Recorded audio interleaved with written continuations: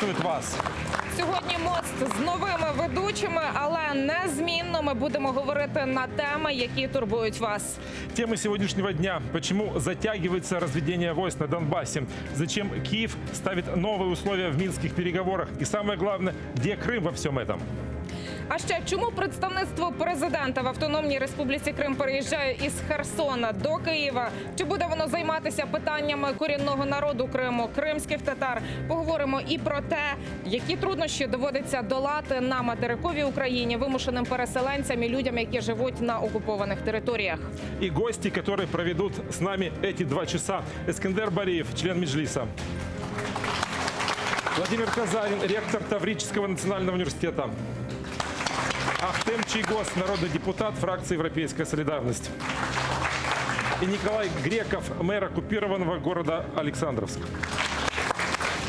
Ірина Верещук, народний депутат фракція «Слуга народу», представник Кабміну у Верховній Раді. Добрий вечір. Ігор Шевченко, екс-міністр екології. Доброго вечора. Тетяна Попова, екс-заступник міністра інформаційної політики. І Назар Мухачов, співкоординатор громадської ініціативи «Суспільна система». Доброго вечора. І наші експерти, кандидат історичних наук Гульнара Бекірова. Вітаємо. Народний депутат 1-го, 2-го, 4-го скликань, Герой України Степан Хмара. Пане Степане, вітаємо. І Катерина Ковіта, юрист і громадський діяч. Доброго вечора. Дмитрий Карп, политический аналитик. Дмитрий Дугинов, адвокат и правозащитник. Евгений Яранцев, батальон «Айдар». Нашим глядачам, я нагадую, у нас працюють ефірні телефони. Номери наші режисери зараз виведуть на ваші екрани. Якщо вам є що нам сказати, телефонуйте. Нам важливо вас почути. На нашей фейсбук-странице АТР мы объявили голосование. Нас интересует, сталкивались ли вы с проблемами при пересечении админграницы, при получении образования на материке, при получении медицинских услуг. Эти результаты, предварительные результаты вы сейчас видите на экране. И, как видим, 42% сталкивалось с проблемами при пересечении админграницы, а 58% не сталкивались. Ну і нашим гостям, я нагадую, у вас працюють відкриті мікрофони, і будь-якої миті ви можете долучатися до нашої дискусії. Итак, мы начинаем. Обещанного разведения войск в Петровском и Золотом нет. Киев ставит новые условия на переговорах. И давайте послушаем, что это за условия. Требования Украины по выполнению Минских соглашений, распуск так называемых ЛНР и ДНР, полное прекращение огня, вывод вооруженных формирований, возобновление контроля над границей, разведение сил и техники вдоль линий соприкосновения. Є питання до всіх наших гостей. Чому Україна змінила риторику в Мінську і умови для припинення вогню на Донбасі? І пропоную з вас почати, пані Ірино, як із представника влади. Ну, я скажу коротко, немає жодних ЛДНР, є незаконні збройні формування і окремі райони Донецької і Луганської області. Немає такої легітимної назви, як ЛДНР. Чому Російська Федерація цього досі не знає, або я не знаю ще до кого адресовані такі питання, але ми не змінювали жодних умов. Навіть у так званих Мінських угодах немає такого формулювання. Отже, умови жодні не були змінені, а те, що Росія вкотре використовує будь-яку зачіпку, аби не поїхати у нормандський формат і не перемовлятися на рівних з Україною, з Німеччиною, з Францією, це очевидно. А нормандский формат – это панацея, как вы считаете? Дело в том, что когда мы говорим о любом формате, какие мы только бы не называли, будь то формандский, нормандский, будь то будапештский, будь то женевский и так далее, основной проблемой является не участие одной из сторон, субъекта этого формата, это Российская Федерация. И поэтому, конечно же, в том числе беседа вокруг нормандского формата, возможного затягивания Российской Федерации все-таки за стол переговоров, однозначно мы видим позицию России, она всячески будет искать причину обвинять украинскую сторону в том, что украинская сторона не исполняет, будь то это формула Штайнмайера, будь то это соглашения Минские. При этом мы должны понимать и целенаправленно работать в одном направлении, чтобы сохранять ту коалицию, которая сегодня является союзником Украины, для того, чтобы на международном уровне мы смогли продолжить санкционную политику в отношении Российской Федерации. И Российская Федерация рано или поздно сядет под каким-либо форматом за стол переговоров с Украиной после того, когда она станет действительно экономически очень сильно ослабленной, и у нее будут серьезные проблемы. А что нам нужно делать для того, чтобы эта коалиция нас поддерживала? Делаем ли, вернее, мы все необходимое для этого? Мы должны, конечно же, прислушиваться, с одной стороны, к нашим союзникам, к нашим партнерам, потому что на самом деле, когда мы говорим о разрешении конфликта, я скажу, может быть, очень непопулярную вещь, на мой взгляд. Вообще, на самом деле, вернуть Крым на самом деле намного проще, чем Донецк, чем Донбасс в целом, я скажу. Почему? Объясню. Дело в том, что когда мы берем в целом Крым, в Крыму не проливалась кровь, в Крыму не было погибших таких массовых. Мы знаем, что там с несколько десятков всего человек. В Крыму нет разрушенной инфраструктуры как таковой. Единственная проблема – это завоз населения с Российской Федерации. Что касается Донбасса, то там действительно есть проблема. Проблема, когда погибало мирное население. Проблема, когда есть вооруженные формирования, которые не знают, что делать. И действительно в отношении них могут быть серьезные проблемы. И проблема разрушенная инфраструктура, и Донбасс нужно поднимать. И поэтому здесь, учитывая один фактор, это слабость России, мы должны учитывать подходы как в отношении Крыма, так и в отношении Донбасса уже сегодня. И основная проблема Украины в этом вопросе, что нет целостной стратегии, несмотря на то, что в 2015 году мы при РНБО работали, я был в экспертной группе, нет целостной стратегии на сегодняшний день по деоккупации и реинтеграции как Донбасса, так і Автономної Республіки Крим і Севастополя. Пані Ірино, Я б хотіла сказати, що мені здається, основна Прошу. проблема – це все-таки Росія. І нормандський формат може бути змінений, але так як він був передбачений додатком до рішення резолюції Радбезу ООН, куди входить Росія, він може бути змінений тільки голосуванням Радбезу ООН.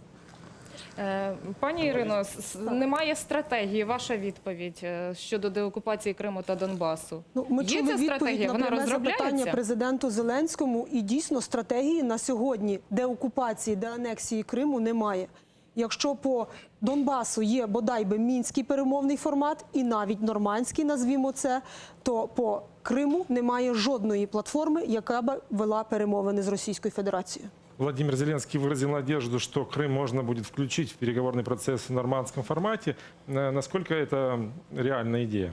Я вважаю, це мало реально, тому що потрібна буде згода усіх сторін, а я не вірю у те, що Російська Федерація на таке піде. Ахтем Ага, вам не кажется, что мы топчемся на каком-то месте и не знаем, где Я выход? думаю, что мы не только топтались до буквально несколько дней, мы еще очень серьезно откатили все эти процессы назад. Еще, как выяснилось, еще в июле месяце, когда главой офиса президента был подписан, было некое формуляр для Минской группы, где предлагалось подписать формулу Штайнмайера, да? Так вот, я знаю это и утверждаю, что Минская группа изменила подход в этом вопросе после сотен тысяч по всей Украине акций протеста, не капитуляции. И мы это тоже видели своими глазами, как депутаты, и в том числе в Раде.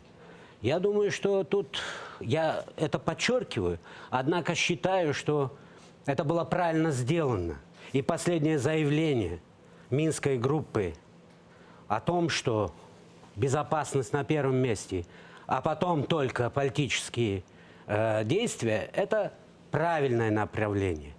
Будем надеяться, что это продолжится также, консультации будут идти, и в том числе со фракциями в Раде. Что касается вопросов, подходов к Донбассу и Крыму. Подход один. Неважно, какая платформа, какие переговоры, неважно. Я никогда не поверю, чтобы российская сторона так или иначе не задевала вопрос Крыма. Потому что война на Донбассе – это следствие оккупации Крыма. Поэтому мы не должны к этому вопросу подходить вот так вот близоруко и формально. И еще. В Крыму мы встречались с Волкером. Первая встреча была. Это конец 2017 года. Так вот, в присутствии председателя Меджлиса и лидера Мустафа Ага я ему объяснил, что в Крыму каждый день гибнут от оккупации люди. И в период оккупации первыми были расстреляны несколько солдатов, которые дали бой, которые решили выполнить свою присягу. И в конечном счете количество жертв на территории Крыма будет соизмеримым с количеством прямой войны на Донбассе. Потому что там смерти происходят, может быть, не от прямых пуль, однако от того состояния стресса и состояния под террором погибают каждый день, мы людей хороним. И возраст хороняемых людей от 45 до 60. И не забывайте, что у нас похищения не остановились. Они имеют десятки трагического конца, то, что мы нашли. Мы не нашли ни одного живого похищенного. И еще не знаем, где судьбу тех, которых вообще еще не находим. И сотни людей, которые находятся в тюрьмах, каждого из них жизнь, это практически на грани смерти. Поэтому считать, что Крым имеет отличие вот в этом плане от Донбасса, это неправильно. Что касается нормандского формата. Я недавно говорил своим коллегам с фракции «Слуги народа». Нормандский формат – это не есть панацея, к которой надо стремиться, сдавая национальные интересы или подвешивая национальные интересы. Нормандский формат создался не потому, что Россия дала добро, а потому что была угроза европейской безопасности. Нападение на Украину – это угроза европейской безопасности. Так вот, сегодня надо в первую очередь опереться на свое суспільство, на Верховную Раду, в которой мы, может быть, и разные, но если у нас одна цель – Украина, то на нее надо опираться, а не вести форматы, которые ради цели появиться на этом нормандском формате. Никто Украину не позволит России расчленить или забрать, если, я имею в виду наших партнеров, если наша позиция здесь будет очень четкой, ясной и жесткой по отношению к врагу, и это оценят и наши партнеры. Назар, а вы скептически относитесь к возможному прогрессу в нормандському форматі? Ну, я взагалі, розглядаючи це питання, я би підійшов до нього трошки глибше. Ми маємо ситуацію, коли команда Зеленського фактично через реалізацію формули Штайнмаєра розпочала вже таку пришвидшену капітуляцію. Реакція суспільства, сотні тисяч на вулицях, серед них величезна кількість ветеранів і так далі, заставила насправді зреагувати, і Зеленський зробив крок назад. Але коли ми говоримо про капітуляцію, то ми повинні розуміти, що капітуляція розпочалася не вчора. Капітуляція насправді розпочалася з того, що ВО президента Турчинов, потім президент Порошенко не виконали свій конституційний обов'язок і не ввели воєнний стан. Воєнний стан, відповідно до Конституції, відповідно до Закону про оборону, вони були зобов'язані вести. І для того, щоб виправдати цю свою зрадливу поведінку і порушення Конституції, вони через ЗМІ намалювали таку картинку, що ми не могли оголосити війну Росії. Насправді, це було зроблено для того, щоб прості люди не могли розібратися, що введення воєнного стану і оголошення війни – це дві абсолютно різні юридичні категорії. До цього я повернуся трошки пізніше. Далі, фактично, коли ми говоримо про формулу Штайнмаєра, то це всього лише маленька клітинка від всіх Мінських угод. Давайте детально, власне, з точки зору правової, розберемося, що таке Мінські угоди. Чи є Мінські угоди, власне, міжнародним договором? Ну, тому що якщо Україна підписала міжнародний договір, то вона має якісь обов'язки. В мене в руках тут знаходиться правовий висновок, співавтором якого є мій побратим Віктор Шишкін, екс-суддя Конституційного суду. Він ще з групою юристів в свій час зверталися в адміністрацію президента, в Міністерство закордонних справ з певними запитами стосовно Мінських угод. Отримані відповіді абсолютно чітко вказують, що Мінські угоди не є навіть міжнародним договором. З точки зору правової, це якісь домовленості, виконання яких залежить від доброї волі сторін. З точки зору юридичної, чи є Росія стороною Мінських угод? Ні. Росія з точки зору формально-юридичної в Мінських угодах є спостерігачем. І насправді це величезна проблема в тому, що ні ЗМІ, ні середньостатистичні українці не читають первинні джерела. Власне, якщо, наприклад, взяти самі тексти Мінських угод і просто їх прочитати, ми отримаємо дуже цікаву ситуацію. Ми отримаємо, якщо їх чітко проаналізуємо, ми отримаємо ситуацію, що всього в Мінських угодах є 28 зобов'язань. З тих 28 зобов'язань 20 покладено на Україну, 6 на ОБСЄ, 2 покладено на ополченців, на Російську Федерацію покладено 0. Це реальні факти. Кожен з глядачів може взяти зараз, просто в Гуглі ввести знайти ці тексти і просто їх продивитися. І тому, коли ми говоримо про захист України, про недопущення капітуляції і так далі, то давайте робити все вивірено правильно в юридичному полі. Коли зараз є така ситуація, що багато хто з українців не розуміє, як так сталося, що Росія вертається в ПАРЄ, що з неї поступово знімають санкції, хочуть знімати Франція, Німеччина, лобіюють російські інтереси. Насправді в багатьох моментах. Чому так відбувається? Тому що на міжнародному рівні Росія не є країною-агресором.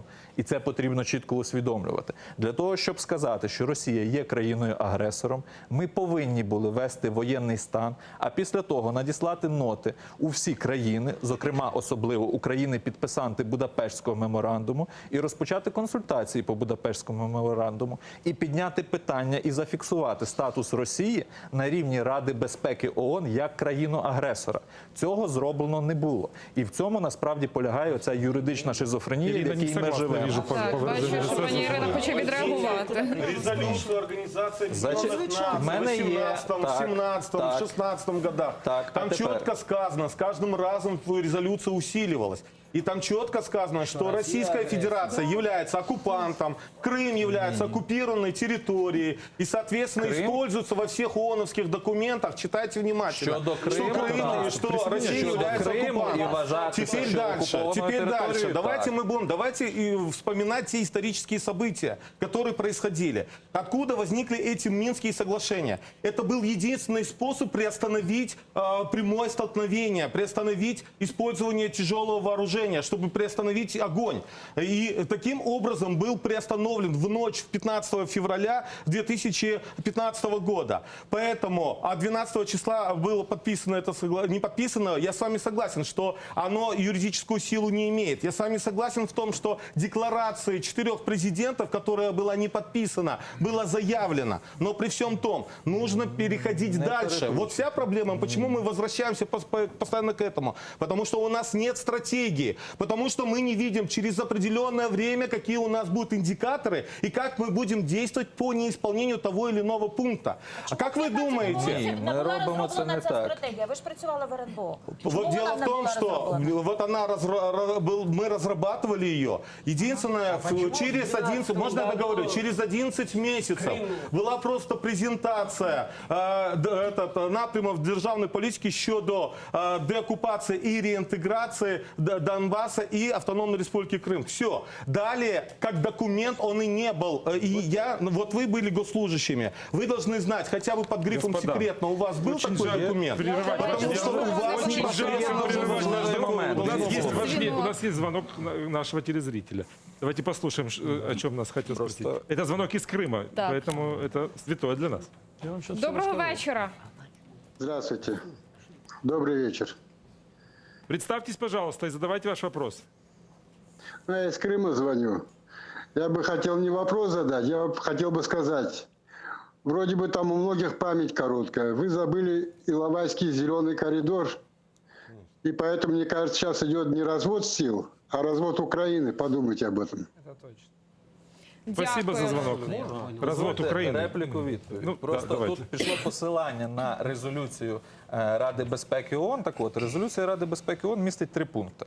Перше, вона схвалює комплекс заходів по виконанню Мінських угод, один з 3 документів, який входить до складу Мінських угод. Друге, вона вітає декларацію 4 президентів. І третє, вона закликає всі сторони забезпечити повне виконання комплексу заходів, включаючи повне припинення вогню. Це те, що зафіксовано в резолюції. А тепер повертаємось до тексту самих угод. Скільки в самому... Зачекайте, будь ласка. Назовите те страны, которые Зачекайте. входят в Раду безпеки ООН. Зачекайте, будь Там ласка. Российская Федерация, Зачекайте. Китай Я и, соответственно, фіксую уже другие страны. на тому, що є конкретний текст резолюції. Ви це можете перевірити. Там є 3 конкретні пункти. А тепер, коли ми говоримо про повний комплекс заходів і про всі Мінські угоди, скільки обов'язків покладено на Росію? Скільки обов'язків покладено на Росію і які? Конкретно юридичних. Давайте Їх там репліку. немає. Мы уже 20 минут це не можем маніпулювання. углубляться в тему и читать все документы. Микола Греков, нас будь ласка, Я, так. если честно, вообще не понимаю, о чем мы говорим. Да? Минские угоды были подписаны с 14 на 15 февраля. Скажите, сколько людей погибло с тех пор? Самый главный пункт в Минских соглашениях – прекращение огня. Кто за это отвечает? Я вам хочу сказать, нет у нас никаких европейских партнеров. Сегодня они все хотят общаться, торговать, дружить с Россией, в отличие. Они устали от Украины. Мы за 5 лет войны, я говорю мы, Украина, увеличили товарооборот и увеличили его каждый год. Европа на нас смотрела и была в ужасе. Они несут убытки, а у нас все хорошо. Никакого разведения сил не будет. На сегодняшний день мы должны понимать следующее, что Путин потерял контроль над Ордло. Сидят ребята, которые были никем и стали всем. И это первый раз они не боятся нарушить команды, которые им приходятся с России, и потихонечку постреливают в нашу сторону, чтобы ничего не случилось, потому что сегодня они там кто-то. Второй вопрос. Разговаривать ни с какими Ордло нет смысла. Разговаривать можно только с Путиным. А если он не контролирует? Послушайте, Зачем? послушайте. Он когда надо, он всех проконтролирует. Следующий вопрос. Верховная Рада прошлого... И мы ни разу не говорим, где в этом процессе Крым. Я вам сейчас скажу, смотрите, про Крым. Вот смотрите, у нас присутствуют депутаты Верховной Рады этого склыкания. Вот я считаю, что все депутаты прошлого склыкания преступники, потому что за 5 лет своей каденции они до сих пор не вынесли вопрос. Скажите, кто граждане, находящиеся на той территории? Они пособники террористов или они заложники террористов? У нас нет определения данных граждан. У нас не внесены изменения в закон о местном самоуправлении. Перед вами стоит мэр, который 9-й год мэр. Вот мой коллега мэр меня понимает. Я не могу уволиться с работы, потому что я не могу устроиться на работу. И народные депутаты ни разу не вспомнили о том, о чем говорили вы. Вы меня извините, но у нас единственный законодательный орган страны – это Верховная Рада, в котором, кстати, творится все беззаконие в стране. Именно они на законном уровне, принимая законы, должны были урегулировать ситуацию Крыма и Донбасса. И я, житель Донбасса, Луганска, хочу сказать, я не понимаю, когда мы пытаемся решить вопрос Украины, разговаривая там о Луганской области, Донецкой, не вспоминая Крым. Так не должно быть. Вот где это должен быть одно. Крым? Мы унитарное государство. И на сегодняшний день у меня складывается впечатление, что все эти выборы, Верховная Рада, народные депутаты и прошлой каденции, и этой делали только одно. Нас ведут к тому, чтобы поменять Крым на Донбасс. Нам не нужен обмен. Мы должны вернуть территории. Но это может сделать на начальном этапе только Верховная Рада. Вот она когда примет законы соответствующие. Что нужно сделать, чтобы Крым был в этом процессе? Устали наши партнеры. У нас мы должны сами, во-первых, прекратить эту риторику, потому что говорить в год, весь выборной кампании, 4 месяца уже после выборов, у нас 73% устали. У нас устали больше, секундочку, секундочку. Эту риторику надо прекратить. Не выяснять сейчас, потому что об этом много говорили. Мы сами должны прекратить говорить, что кто-то здесь устал от войны. Те, которые на диване, и там разные формулировки шли. Мы должны прекратить. Второе. К вашему сведению, пусть немножко запоздало, но Крымский Верховный Совет был распущен. То есть некоторые вопросы касательно Крыма и вот Да, только местное самоуправление в Крыму, все мэры-зрадники до сих пор считаются мэрами Украины. Я вас не перебивал. Так вот, есть сейчас готовится ко второму чтению, и я надеюсь, что монобільшість учтет все эти поправки к закону о оккупированной территории Крым. И думаю, что мы это тоже там учтем. Давайте сейчас думать о том, что завтра делать. Да? Вот Минские соглашения, справедливо было сказано, что вначале инициатива шла от европейских партнеров, и у нас, не имея армию, не имея возможностей, не имея вертикаль власти достаточно сильную, не имея коммуникации достаточной внутри суспільства, эти Минские соглашения дали нам отсрочку. Сегодня уже другая ситуация. У нас есть очень сильная армия, она в десятку входит. У нас достаточно активное суспільство. Только нужно поразумение, да? Да. Поразумение. Да. Вот выйти к людям, не уходить с площади, с Майдана, а встретить людей и сказать: я президент, которого избирали. И люди не побьют, люди скажут: уже хватило мужества стоять среди нас. 5 лет Одну Геращенко, секундочку. извините, 5 лет Дальше. Геращенко ездила туда, чтобы Секундочку. не договориться. Секундочку. Ну, не Что договориться. касается, секундочку. Что касается самостоятельных каких-то действий, которые производят террористы на оккупированной территории, да, провозгласили себя там временной властью. Ну, не питайте иллюзий. Это все режиссируется, естественно, причем решения принимаются лично Путиным. Что по Крыму, что по востоку Украины. Любая какая-либо незапланированная инициатива, их там грохнут сразу. Их там Поэтому, грохают каждый день, вот поверьте именно, мне. поэтому тут однозначно, конечно же, в этой ситуации то, что сейчас приостановили отвод, да. Но потом слышим мы президента в зарубежной поездке, да, и он там говорит, что 2 дня тишины уже есть, а у нас каждый день там смерти. Вот что с коммуникацией происходит? Почему министр обороны, начальник штаба утром сводку президенту не ложит, в которой уже четко расписано, сколько раненых, сколько погибших и с какой стороны был обстрел? Что наш президент делает, ну, скажем так, некомпетентно выступает в этом вопросе. Я здесь хочу поддержать все-таки мэра. Дело в том, что каждый должен заниматься своим делом в этой стране. Для того, чтобы мы показали, что мы действительно есть государство. И, соответственно, общественные организации, гражданское общество должно контролировать эти процессы. Депутаты должны принимать законы. Мы не можем говорить о деоккупации без эффективной законотворческой деятельности нашего парламента. Я здесь полностью с вами согласен. Потому что почему до сегодняшний день существует закон о свободной экономической зоне Крым? Почему до сих пор еще не отменили? Ни тот созыв парламента, ни новый созыв парламента. Поставьте задачу. Почему? Почему из-за этого крымчане, мы будем дальше об этом говорить, являются не резидентами в своей же стране и сталкиваются с массами проблем? Это большая проблема. И сейчас я могу перечислить ряд законопроектов, которые нужно сегодня принять срочно парламенту, для того, чтобы шаг за шагом двигаться. И сегодня проблема в Путине, это однозначно. Но есть и проблема в наших гражданах, которые живут на оккупированных территориях. Мы сегодня должны думать о них. И мы должны, благодаря нашей законодательной инициативе, соответственно, защищать их, показать им, что они должны вернуться в Украину, что Украина их может только защитить. Ну и, конечно же, когда мы говорим об этих всех вот процессах, на самом деле, я, вот смотря на все эти процессы, считаю, что на самом деле не все так плохо. Потому что, с одной стороны, был посыл, что мы готовы ради мира. С другой стороны, благодаря нашему гражданскому обществу, народ Украины проявил свою позицию. Я один из тех, который пресс-конференцию проводил еще в июле месяце по теме, когда мы зачитали манифест некапитуляции. Потому что вот здесь у нас появляются определенные возможности на международном уровне вести борьбу и показывать, что мы готовы к решению этих проблем, мы готовы, но прислушивайтесь к условиям народа Украины. Прислушивайтесь, и, соответственно, мы будем реализовывать любую формулу, но только в интересах Украины, только в интересах украинского народа. Владимир Павлович, вы так стоите. А можна Владимир Павлович, Ірина? Комусь дати Так.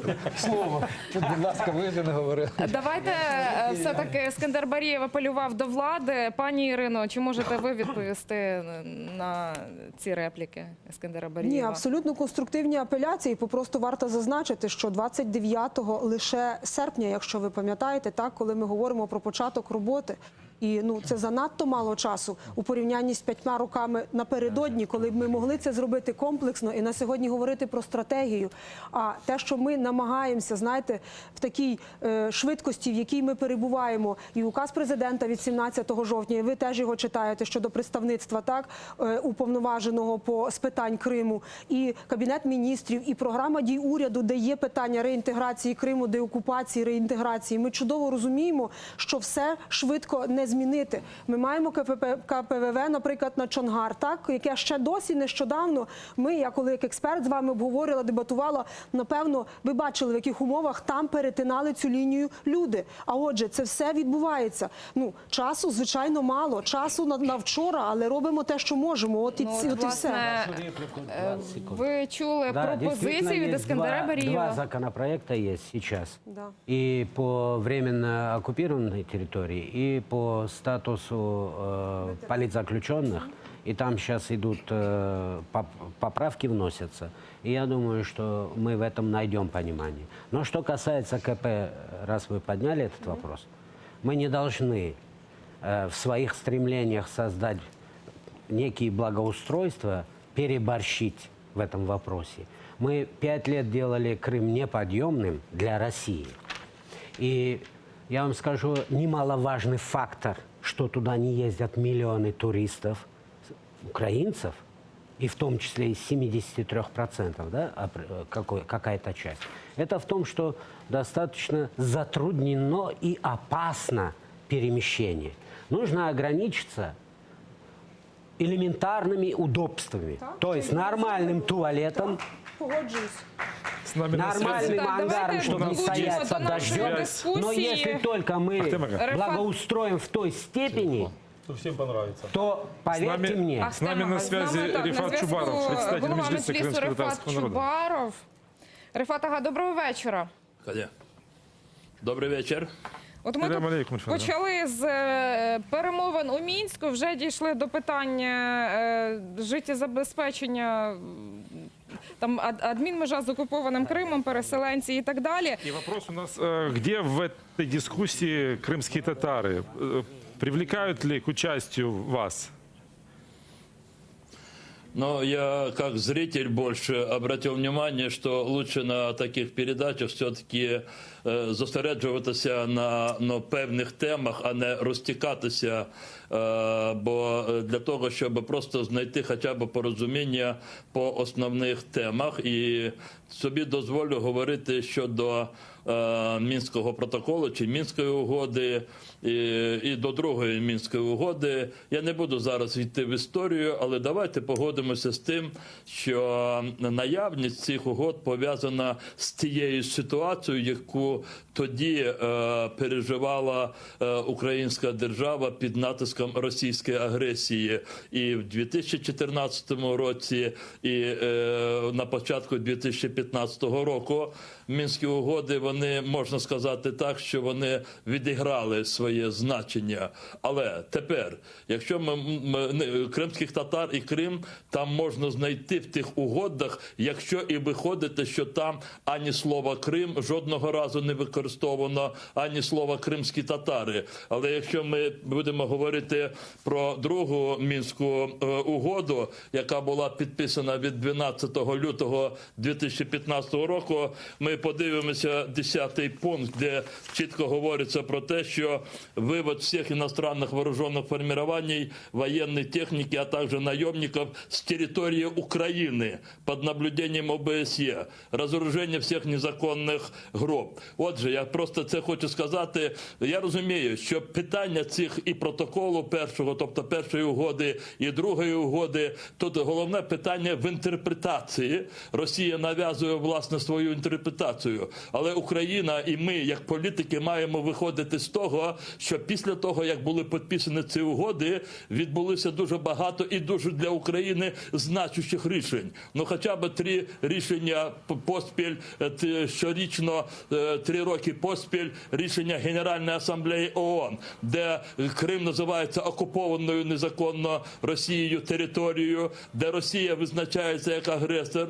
Ми можемо посилатися на рішення міжнародних судів, і тому ми маємо виходити з того, що це моя глибока переконаність. Мінські угоди, ви запитуєте мене, де кримські татари, де Крим? І я вам відповідаю, мінські, можу ще запитати, а де в мінських угодах, власне, вся Україна? В тих межах, яких вона визначена міжнародно визнаними кордонами України. Там також її немає, бо там немає Криму, якщо так інтерпретувати. Отже, якщо ми хочемо говорити собі, знайти відповідь, де Крим, де кримські татари, де вся Україна в цих документах, то відповідь єдина.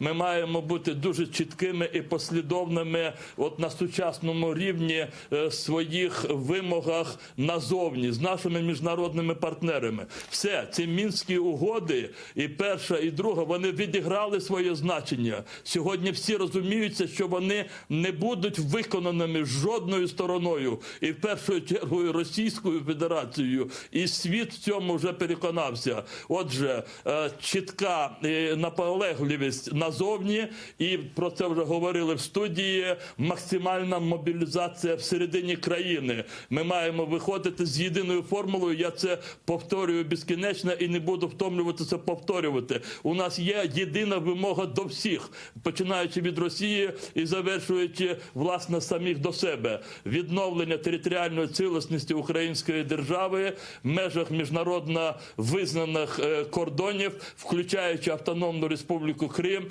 і місто Севастополь. От така зараз має бути позиція, і на неї працювати всім. Фатага, а представители коренного народа подключают к переговорному процессу? Были ли у вас какие-то контакты?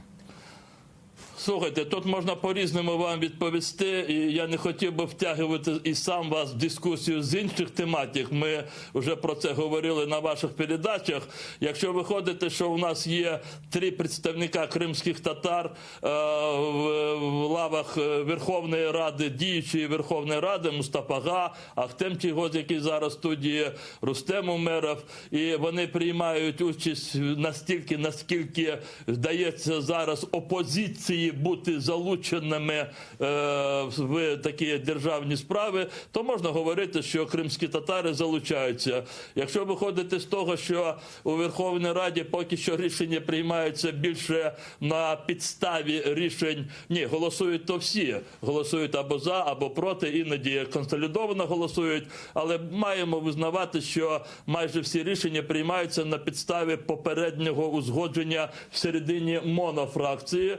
Отже, хотілося б, щоб до Криму, до кримсько-татарської проблеми в цілому, до визначення всіх цих питань абсолютно чітко залучався меджліс кримсько-татарського народу, оскільки це є єдиним вищим представницьким органом кримських татар, який ними і обраний.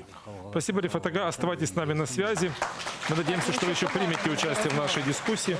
Да, Ігор пожалуйста. Шевченко. Да, дякую дуже. Знаєте, ми зараз тут обговорюємо наслідки, якісь процедурні моменти. Я хотів би все ж таки подивитися правді в обличчя і подивитися на причини всіх цих процесів. Я от погоджуюся з тим, що все це треба розглядати єдиним комплексним. І Крим, і Донбас. Тому що дійсно Донбас, проблема на Донбасі – це наслідок окупації Крима.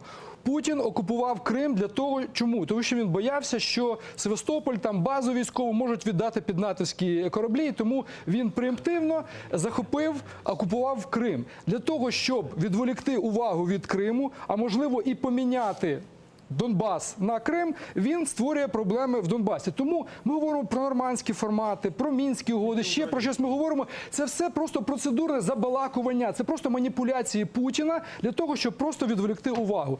Тому треба зрозуміти, що Путін не піде з Донбасу, поки він не вирішить свою принципову міжнародну правову проблему в Криму. Тому Крим ми не повернемо до тих пір, поки Росію ми не змусимо це зробити. І в Донбасі також будуть проблеми. Пане Ігорю, а що значить комплексно в вашому розумінні? Це все окупована територія. Відрізняється тільки тим, що там лється до сих пір кров, скажімо так, очевидно. Війна, скажімо так, гаряча війна. Там також гинуть люди, але приховано, скажімо так. Використовується важка зброя, а там просто... Так, гібридна. Гібрид. Тобто це все одна війна, це все окупована територія України. І у всіх перемовинах, у всіх документах все повинно розглядатися одним комплексним питанням. Це перше. По-друге, дійсно, проблема в тому, що у держави, у нашої влади на сьогодні немає чіткої і жорсткої, як ви правильно сказали, жорсткої позиції. Ми не можемо йти на оці всі умови, які ставить Росія. Ми можемо повертати Донбас тільки на умовах України. Ми не можемо якусь формулу Штайнмаєра, ще там якісь мінські угоди. Або ця територія повертається на наших умовах, або це заморожений конфлікт. Ми стоїмо на лінії розмежування, ми укріплюємо свої позиції, ми підводимо навпаки, не відводимо, а підводимо тяжке озброєння для того, щоб боронити нашу країну, для того, щоб, тому що ми відвели, а вони продовжують стріляти. Вони нічого не відводять, вони просто сховали. ОБСЄ нічого не бачить. Воно все перед ними, ОБСЄ не бачить. Тому ми повинні визнати, що це блеф. Блеф Росії і блеф Путіна. Ми не повинні вестися на цей блеф і на цей розвод, як то кажуть. Ми повинні стояти на тих позиціях. І чому ще? Тому що зараз ці позиції, вони підготовлені, вони, скажімо так, там прориті траншеї, там створені бліндажі, там вже окопалися наші хлопці. Зараз нам пропонують, там тунелі прокопані. Тобто там вже інфраструктура фортифікаційна створена. Тепер нам кажуть, ви відійдіть на кілька кілометрів, а ми підемо там і займемо ваші позиції. Вони це і зроблять, от побачите. У нас є дзвінок зрителя. У нас є дзвінок зрителя. Так, дзвінок від глядача нашого. Доброго вечора. Добрый вечер. Доброго вечора. Представьтесь, пожалуйста, задавайте вопрос. Исмаил Рамазанов, экс-политузник. Знаете, я вот слушаю ваш эфир уже и никогда не пропускаю. Я думаю, вас в том числе слушают наши соотечественники, которые находятся в оккупированном Крыму. И они все в ожидании заглядывают вам в рот, пытаются с ваших уст услышать главные интересующие их вопросы. Это автономию крымско-татарскую. Когда решится этот вопрос, это первое. И, как Рифат Ага уже сказал, надо защитить наши добровольческие батальоны. Я думаю, он это имел в том числе в виду, так как вы все понимаете, что наши доброваты, они не чувствуют себя защищенными в собственной стране. Последний флешмоб, который был запущен в Фейсбуке, наверное, все видели. Извините, что я не сдох. Когда я видел эти флешмобы, у меня сердце кровью обливалось. Мы это допустили. Мы своим бездействием, может, своими ошибками допустили это. Что наши добровольцы чувствуют себя незащищенными в собственной стране. И я вам скажу следующее. Если мы не решим вопрос автономии крымско-татарской, я вас уверяю, что в Российской Федерации работают целые институции, которые занимаются этим вопросом. Или мы ждем, пока Путин не сделает подобную автономию, и вопрос будет, поверьте мне, вопрос будет можливо, отчасти у вас є исчерпан. якесь питання до наших гостей, до наших експертів? Как уже и Ахтем Ага Чайгоз сказал, должны население, народ, не население, как раз таки народ политически уже созрел давным-давно. Как и в 2013-2014 году нас было меньшинство, так и сейчас активное меньшинство. Как раз таки активное меньшинство это ключ к тому развитию нашей страны. Спасибо. Исмаил Рамазанов, бывший политический узник. Владимир Павлович, вот вы, смотрю, на вас стоите, на всех грустно смотрите и вздыхаете. Наш разговор не дает вам оптимизма? Я действительно немного грустно смотрю. И хочу сказать всем, что мы ушли в какие-то юридические тонкости, юридические дебри. И повторю, переформатировав давнюю поговорку, политика слишком серьезное дело, чтобы доверять ее юристам. Мы будем эти минские угоды трактовать по-разному, с разных сторон, говорить, какие еще нужны форматы, каких форматов не хватает. Но самое главное состоит в том, что мы разобщенное общество, мы позволяем себе не соглашаться друг с другом по самым главным вопросам, вопросам безопасности страны. Мы не понимаем масштаб разных проблем. Это хорошо, что мы обустроиваем туалеты на линии пересечения. Но мы, крымчане, не расстроимся, если там не будет хороших туалетов, хороших кафешек, где мы можем выпить кофе. Мы будем рады, если вместо этого, например, перемещенные вузы не поставят сегодня перед проблемой закрытия, как, к сожалению, новое руководство Министерства образования и науки сегодня об этом начинает говорить. Есть фраза, сказанная ответственным лицом, что вообще все перемещенные университеты надо закрыть. Это красивая, хлесткая фраза, не отвечающая никаким требованиям Владимир Павлович, реальности. тема Потому что- образования будет у нас в эфире Я- чуть позже. Я сейчас от этого вернусь. Я хочу сказать, что мы сами формируем повестку дня. И мы иногда путаем, что важно, что не важно. Я повторюсь, если мы трактуем Минские угоды как те, в которых отражены наши проблемы, они такими станут. Они не хотели нам продавать газ, мы отказались от их газа. Сегодня они уговаривают нас купить их российский газ. Если мы по Минским угодам, вы говорите, что не хочет Путин с нами разговаривать, и не надо нам с ним разговаривать. Значит, не будем мы с ним разговаривать. Мы будем говорить с другими политиками, потому что это падение интереса к нам связано с тем, что Европа увидела, что мы сами потеряли интерес к этому. Вас не устраивает нормандский формат? Давайте создадим керченский формат. Кто занимается этой проблемой? Кто о ней разговаривает снова и снова? Нам сама история подбрасывает новые и новые площадки, на почве которых мы можем объединиться. А мы на одном, на втором, на третьем, и только в разговорах утапливаем все это.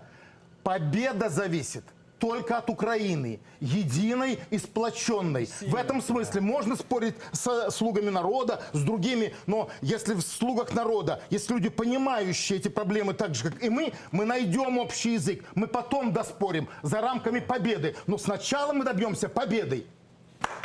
Да, ваша реплика, Назар, и дадим слово экспертам. Давайте Ну, після давайте по експертів. реплике. Я би хотіла теж сказати. Назар был первым, если честно. Дуже довго читаю. Дивіться, у вас в силу нашого розташування в студії у вас склалося хибне враження, що я якимось чином належу до команди Зеленського. В жодному випадку.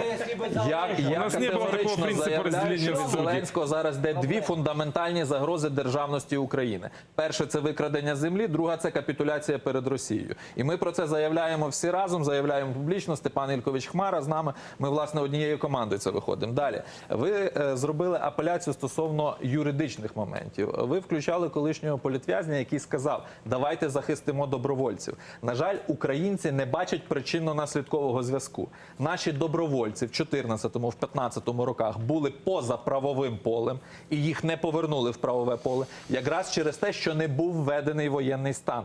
І це абсолютно мало своїм наслідком те, що відкрито близько 30 тисяч кримінальних справ і 8 тисяч добровольців знаходиться за ґратами, а зараз, можливо, число ще більше. Це чіткий причинно-наслідковий зв'язок. Це перший момент. Другий момент. Коли пан Чубаров згадував, що Мінські угоди відіграли свою роль. Ключове завдання Мінських угод, ви розумієте, коли розпочалася війна, ми не визначили фундаментально, хто для нас Росія.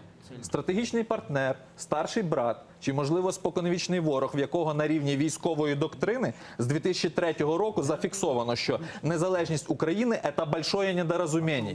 І вони не превентивно забрали Крим.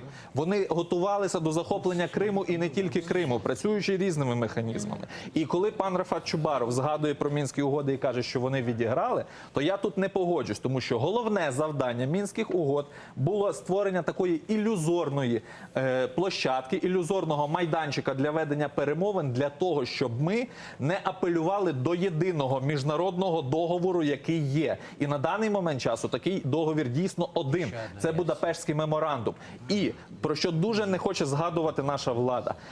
Всі кажуть, що західні партнери від нас відвернулися і так далі. До речі, коли ми говоримо про західних партнерів, то чітко відмежовуйте Францію і Німеччину від Англії і Сполучених Штатів. Тому що Англія і Сполучені Штати наші послідовні партнери, а Франція і Німеччина хочуть торгувати з Росією. Так от, Англія в 2014 році зверталася до України з питанням: ми розпочинаємо консультації по Будапештському меморандуму чи ні? І ми їх не розпочали через те, що Турчинов, а потім і Порошенко зрадили Україну, не виконали Конституцію і не ввели воєнний стан. Мы І уже це знаем чіткий позицию юридичний США факт в з этом конкретними вопросе, который наслідками. Дональд Трамп, президент, сказал Владимиру Зеленскому: если ты решишь с Путиным ситуацию, это будет просто прекрасно.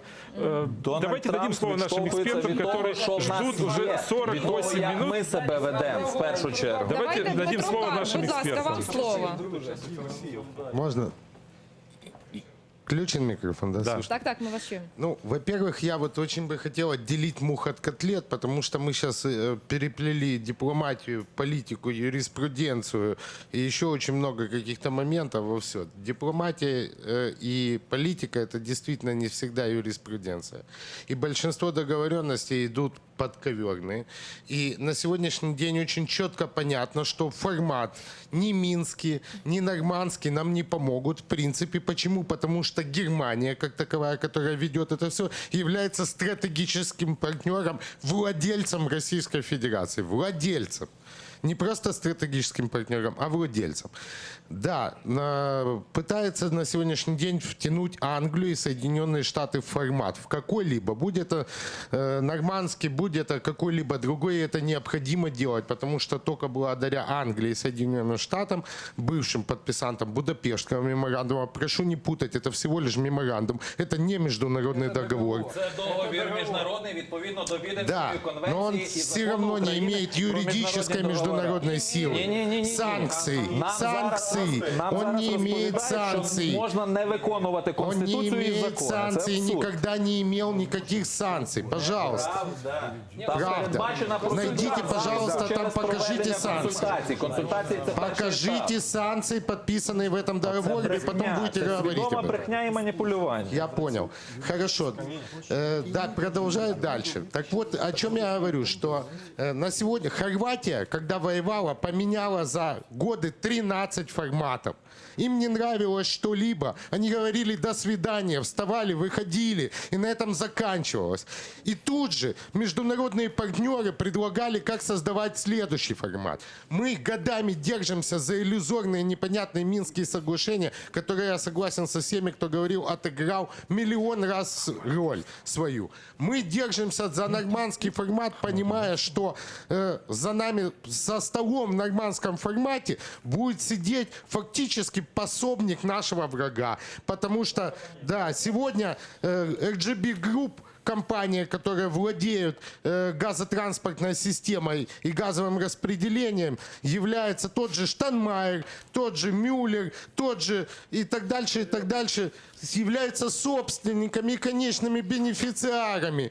Точно так же, как и является конечными бенефициарами Российская Федерация. И о чем мы тогда можем вообще говорить? Сегодня стратегически важно иметь Англию как партнера и как переговорщика. Стратегически важно иметь Соединенные Штаты Америки. И чего мы должны добиваться? И самое главное, мы не можем разделять то, что мы делаем годами. Мы разделяем Крым и Донбасс. А почему мы разделяем Крым и Донбасс вообще? У нас что, это не наши территории? Мы согласились с тем, что Крым является не Украиной уже? Нет. Поэтому почему нету ни в Минском, ни в каком-либо другом формате? Только в целостном мы можем рассматривать какие-либо переговоры. План Штайнмайера как таковой есть.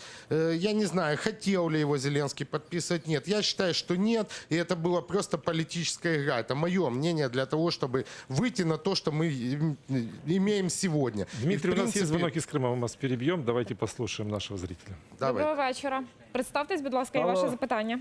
Алло, здравствуйте. Здравствуйте. Здравствуйте. Я из Крыма, ну как-то меня тут Васей назвали, пусть буду Васей. А вы кто на Так самом вот, деле? по вопросу Донбасса и Крыма. В Донбассе роль России не определена, неизвестна, она агрессор там или гарант, а с Крымом все ясно. В Крыму Россия, Крым она аннексировала, включив его в свой состав. Поэтому на международном уровне здесь все четко. По Крыму для Запада вопросов нет. С Донбассом возникают вопросы, поэтому я считаю, что нужно вопрос по Крыму чуть-чуть впереди держать. Легче будет разговаривать с Западом. Спейте, Дякую. Про осторожно. автономию, про автономию скажу так. Эта власть тоже не решит вопрос. Судя по тому, как представитель президента Верховной Рады на телеканале АТР уклоняется от ответа на вопрос о ее личной позиции в вопросе крымско-татарской автономии, а на других телеканалах верещит об унитарности Украины, мне становится понятным, что эта власть автономии не даст. Президент заявляет, автономии нет и не будет, но вы там держитесь. Поэтому у меня вопрос к Чайкозю. Чи є у вас Когда вы запитання до наших начнете гостей? вопрос... Я перепрошую, чи є создания у вас запитання независимого до наших крымско-татарского гостей? государства. Повторите, пожалуйста, еще раз вопрос. Ну, все, к сожалению, все. Питання не До свидания, було, спасибо. насправді. Я хочу, смотрите, я еще раз хочу напомнить, что подобная контактная минская группа как по Карабаху, она существует уже на протяжении почти 30 лет. И, соответственно, мы должны учитывать опыт закавказских республик, то, что связано. И когда вот тут было сказано, что замороженный конфликт на востоке Украины, когда есть прямая граница с Российской Федерацией, когда очередной ГУМ-конвой совершенно на днях завозился, мы же знаем, что подразумевается под ГУМ-конвоем, и мы в очередной раз можем ожидать определенные атаки наших военнослужащих, то здесь мы должны делать определенные выводы. И сегодня, когда мы говорим, что наше общество совсем разобщено, нет. Сегодня мы увидели позицию народа Украины, когда во всех городах в Украине практически вышли на площади для того, чтобы продемонстрировать не только президенту Зеленскому, не только слугам народа в Верховной Раде, а в первую очередь всему миру. И в первую очередь европейскому сообществу, нашим партнерам. Потому что мы можем по-разному говорить, но мы, когда общаемся, я непосредственно общался сколько, и с бизнесменами Италии, когда они говорят, а почему вы нам запрещаете ехать в Крым, когда у нас есть свой бизнес, если ваши депутаты с прошлого созыва ездили на Ялтинскую конференцию, и в отношении них не было предпринято никаких мер. Вот это вот наша проблема. Это проблема нашей Верховной Рады. Это проблема в том, что нет законодательных актов, на основании которых мы должны привлекать к ответственности, в первую очередь, украинских преступников. У нас на связи, у нас есть телефонный звонок. Так, зараз з нами на телефонному зв'язку народний депутат від фракції «Європейська солідарність» Олексій Гончаренко. Пане Олексію, доброго вечора.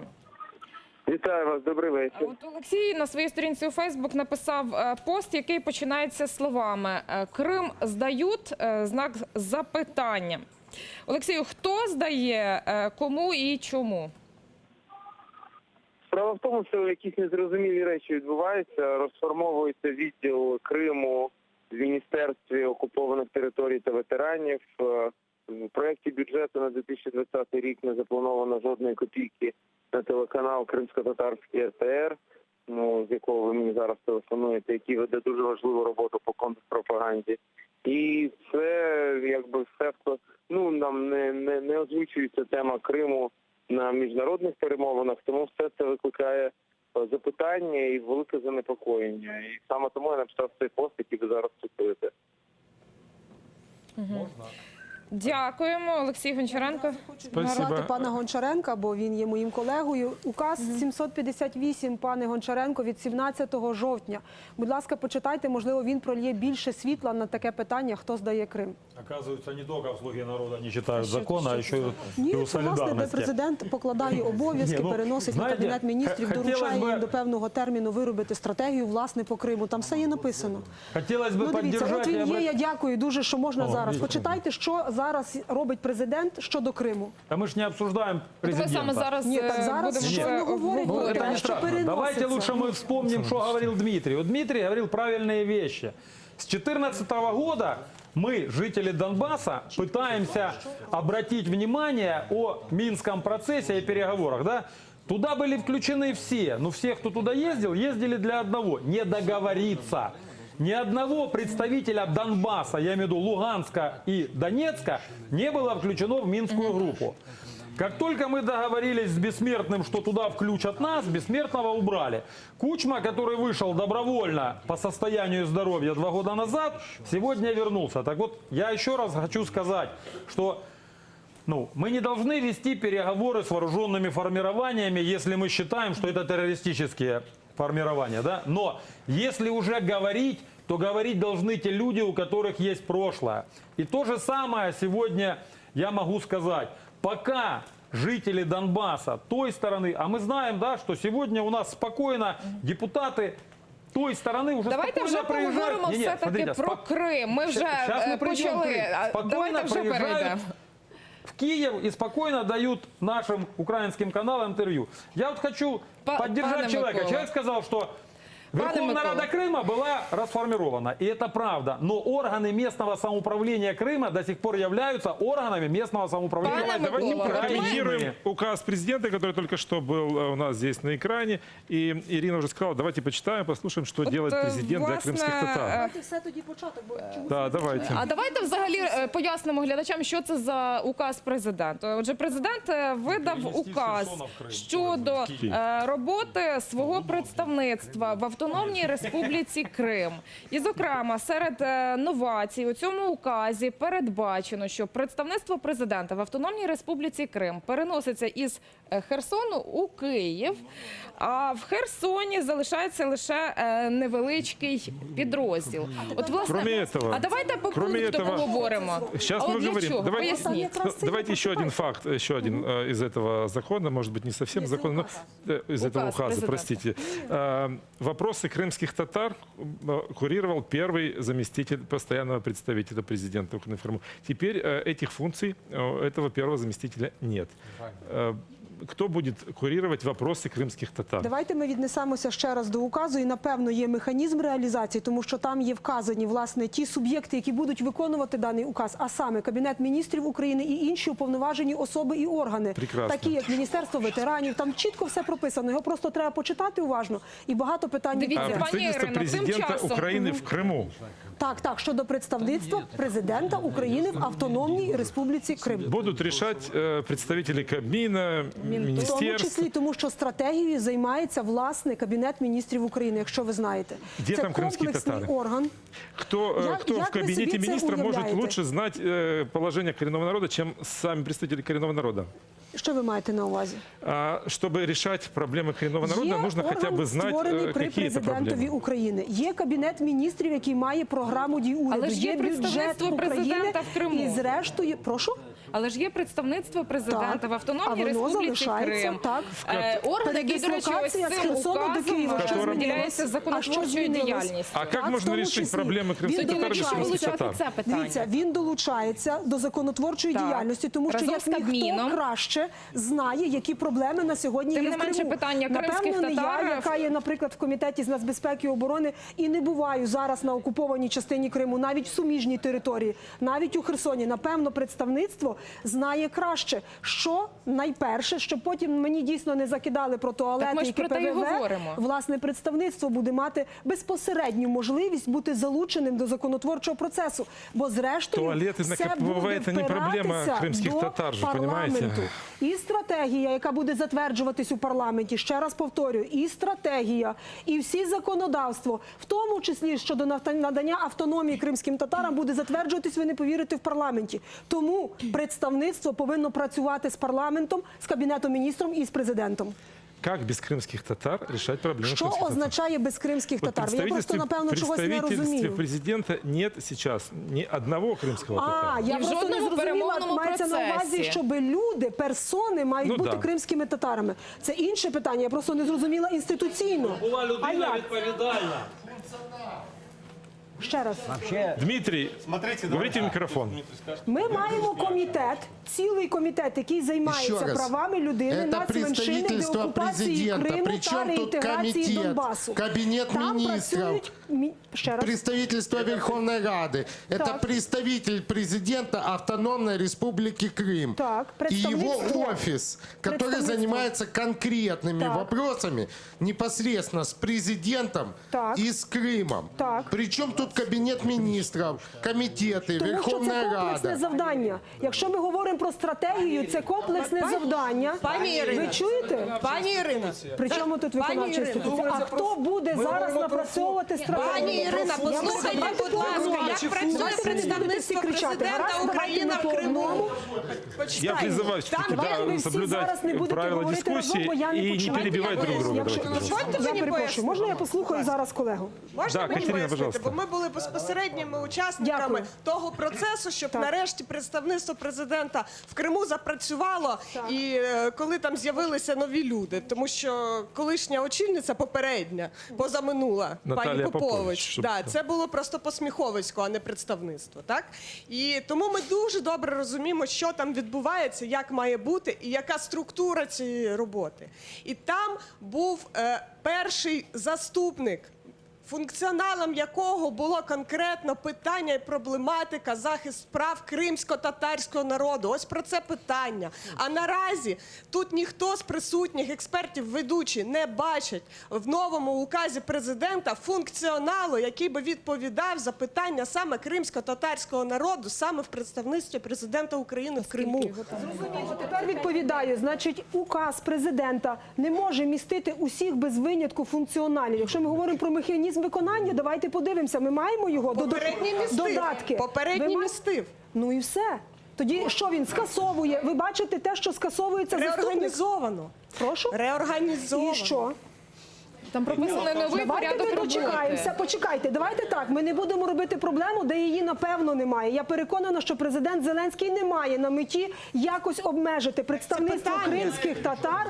Послухайте, а ви краще знаєте. Ну давайте так, ви краще знаєте. Ну тоді не задавайте питання народному депутату і фракції «Слуга народу». Гаразд, давайте задавайте собі питання. Якщо правильно, тому що указ вийшов 17 жовтня. Сьогодні яке число? 19. Правда? Після вчора. Ну, напевно, давайте ми з'ясуємо все, а потім спокійно сядемо і подискутуємо. Дайте, пожалуйста, микрофон Степану Шмареву. Хотела бы спросить, пожалуйста. Це константа? Катерина, 35 людей дайте, пожалуйста, записано. Там мікрофон є і Степану. постійний представник президента України в Автономній Республіки Крим. Прочитайте указ до кінця. Ну, то ж не Виведіть дають. його, будь ласка, Ну, на екран. виведіть указ. Чому ви цього не робите? Я зайшла на сайт президента і вивела. Я ж про Перший це говорю. заступник постійного представника, Никто не всі говорит, люди что по Криму. нет Всі должности виключно. первого заместителя. Але Функціонал другого. заступника раніше був Вот, пожалуйста. функціонал. Тут є перший Звідки ви знаєте, заступник. які Вони всі по Криму. Вони всі по Пожалуйста, Криму. вы парируйте, Всі люди подключайте. по Криму. Дайте, будь ласка, функціонал відповідно до указу. Ну, роблять нам колеги зауваження. Можна його побачити? Ну, я розумію, що ви хочете знайти проблему. Давайте, може, але пані там Верещук, немає. дамо можливість, щоб на цілий вечір говорили. Знайдіть. Как Чому ви минимум, цього не проблема робите? есть в том, что Ні, в давайте представительстве будь ласка, президента щоб всі бачили. нет Ну, ни зрештою, одного ми працюємо крымского для глядачів, не татарина, тільки для тих, только хто в в студії. экспертном Наші совете глядачі есть все ж Искандер таки не Бариев. прочитають з екрану весь Ахтемчик, пожалуйста, мы сейчас подготовим Так, этот кілька указ и хвилин. покажем. Давайте подождем немножко. Сейчас Всі цього указу, там є перелік посад. через пару минут мы это увидим.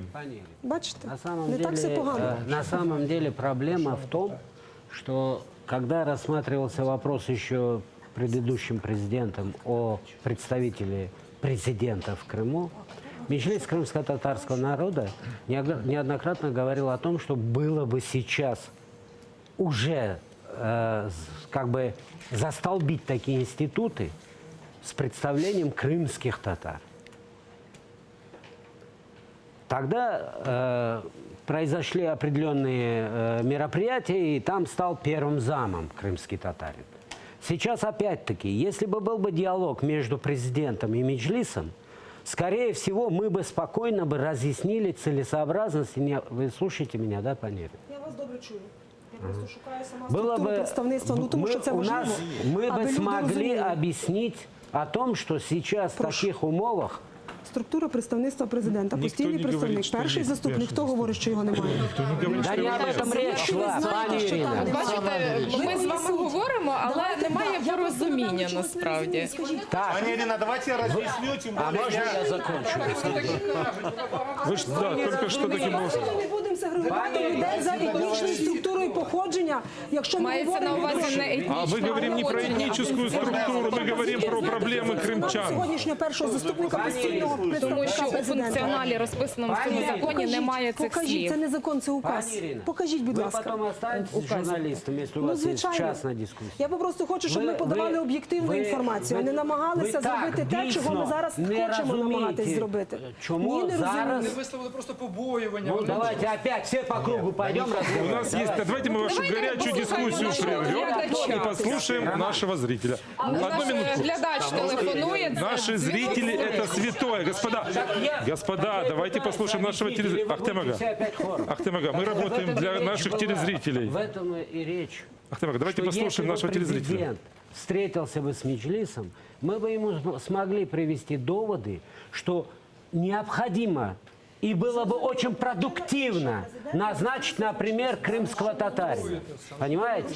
Все, давайте Понимаете? слухаємо нашого Спасибо. глядача. Звонок из Крыма. Хотя мы Доброго вечора. настоящему Представтеся, будь представлению ласка. представителю Пані Паузу. Ірино, Давайте послухаємо возьмем нашого паузу. глядача. Давайте Пане возьмем Ігорю. паузу и послушаем нашего Так. телезрителя. Алло, мы вас слушаем. Алло, добрый день. Добрый вечер, вернее. Представьтесь, пожалуйста. Я бы хотел сказать вот такой вопрос правительный. Понимаете, что вот и чувство К сожалению, мы вас не слышим. отчуждение Украина нас просто-напросто отчуждает. На этих даже передних границ, что это границы, так создают эту ситуацию, что мы уже не граждане Украины. Поставили службу такую, что они... Плохое качество связи, мы вас не слышим. Були Но зауваження до адмінмежі перетину. и о том, что Украина отчуждает крымчан. Кримчан. Ну, Ирина, извините, опять будем апеллировать к вам, как вы представитель власти. Но прежде давайте дадим нашим экспертам слово. Ну, Яранцев Евгений, бывший офицер батальона «Айдар». Я крымчанин, поэтому я в некотором роде здесь, в Украине, являюсь юридическим казусом. Меня, например, не избежала судьба многих добровольцев, на меня открыто уголовное дело. Вы бы посмотрели на следователя, когда я ему показал свою прописку. Куда вам посылать повестки? Я говорю, Феодосия Чкалова, 181, квартира 57. Ладно, хорошо, не в этом дело. Сейчас есть уникальная возможность. Вот, например, от меня, как черт от ладана, бегают все госреестры земельные. Я прошу, как ветеран, как гражданин Украины, 2 гектара земли в Крыму, потому что Крым — это Украина. Дайте, в чем дело? Или Крым — это не Украина? Например, на протяжении 30 дней в госреестре на Севастопольской раз комиссия собралась, 2-3 меня отправили в Херсон. В Херсоне попадали в обморок, когда услышали, что нужно выделять 2 гектара украинской государственной земли, которая мне положена под мостом Керченским, я прошу. Моста нигде нет, кстати, на украинских картах. Это по украинским документам. Да, по украинским документам я прошу 2 гектара земли. Ладно, сейчас есть уникальная возможность, даже если не будет автономии, отдать татарам землю, которая им принадлежит. Ну отдайте, она ничего не стоит. Каждый татарин приезжает в Украину, оформляет государственные документы на 2 гектара, где ему нравится, под воинской частью, под российской, на государственной земле. Это ничего не стоит. Це обов'язкова форма, коли виділяється. Вы знаете, что участки на Луне продаются? Тоді нема питань. И если, У Искандера Бариева... и если они Ирина, продаются, Искандер я Бариев готов даже сделаю поддержать через спутник этот указ. Google, как и Искандер, делается вы сказали, во всем мире. что Я есть все-таки плюсы, хочу да, у вернуться указа? к указу. Я хочу показать и плюсы, и минусы, поскольку я как бы сейчас являюсь членом экспертной рады при представительстве президента Автономной Республики Крым. Какой же плюс? Я считаю, что очень важный плюс то, что этим указом как раз таки представительство президента вовлекается в процесс, поручается этому уряду, то есть правительству вовлекать в обязательном порядке в процесс по вопросам там деоккупации и так далее. И, соответственно, уже правительство президента будет вовлечено в этот процесс. Это плюс. Что касается минуса. Вот тут правильно сказали, но вы, скорее всего, не поняли. Речь идет о функционале, защите прав коренного народа. Этот функционал ложился на первого заместителя представителя президента в Автономной Республике Крым. Сейчас я договорю. В этой ситуации этот функционал был снят. И поэтому вот здесь есть обеспокоенность как со стороны крымских татар, так и со стороны, в принципе, людей, которые беспокоятся за Крым. И третий момент. Понятно, что здесь, конечно, очень вопрос стоит, скажем, кто же все-таки должен быть в стране ответственный за стратегию по деоккупации и реинтеграции Крыма. И поэтому, с одной стороны, просто это все ложить на представительство президента, я думаю, этого недостаточно. И, конечно же, то, что пытаются перевести в рамках рамках этого указа основной офис представительства президента на территорию Киева, я все-таки не сторонник этого, потому что опыт показал предыдущий, что многие жители Крыма, приезжая на материковую часть Украины, в первую очередь оформлять документы и так далее, обращались непосредственно к представительству президента, и по своему функционалу представительство президента оказывало содействие, потому что при работе с чиновниками на местах возникали проблемы, и вмешивалось представительство президента. У нас на связи Изет Да. Ганов, человек, который занимал должность первого заместителя постоянного представителя президента України в Автономной Республике Крым. І, власне, відповідав за захист прав корінного народу. Тобто Добрый кримські- вечер, Изетага. Добрий вечір. Алло. Доброго вечора, Ізетага, ви нас чуєте? Ну, к сожалению, пока нет связи. Закончить, да? Вся проблема в другом. Вся проблема в том, что у нас на протяжении, за всю историю Украины, у нас с крымскими татарами, как с коренным народом, пытаются политическими путями договориться. Или решить через какие-то политические силы и так далее. Давайте переходить на правовые основы. Нужно принимать как можно быстрее закон о коренных народах, где должно быть прописано, как должен быть представлен коренной народ в тех или иных структурах государственной власти для того, чтобы защищать права коренного народа и реализовывать дальнейшую политику Крыма. У нас есть из зала желающий выступить. Эмма Зинченко, медик батальона «Айдар». Вопрос по ней. Когда-то, очень давно, у нас был советник президента по правам крымских татар. Не так давно эту должность упразднили. Уполномоченный. Ну, не суть. Упразднили. Пару месяцев назад. Сразу после прихода... Конечно, да. Сейчас у нас переносится с Херсона в Киев представительство президента Украины. Многим людям, почему оно было в Херсоне, было удобнее добираться до Херсона и не стоять по 12 часов в очереди на границе. В Киев добраться намного тяжелее, в Киеве у людей негде остановиться. В представительстве и в данном указе не прописано, какой национальности будет человек, которого возьмут на должность. Хотелось бы, как крымским татарам, чтобы на должности, которая будет отвечать за права и свободы крымских татар, которые в Крыму подвергаются гонениям и терроризму, отвечал кто-то из крымских татар, а не как министр тимчасово оккупованных территорий и ветеранов АТО, человек, который никогда нигде не был и ничего не знает, а просто торгует лицом. Каким образом нынешняя власть назначает на ключевые министерские должности людей, не имеющих образования? Каким образом? Я вот к вам, как представителю власти, обращаюсь. Коляда, Спасибо. она воевала? Или она может когда представлять... Щоб стати міністром, мусить воювати. Да. У вас же ж принимают закон?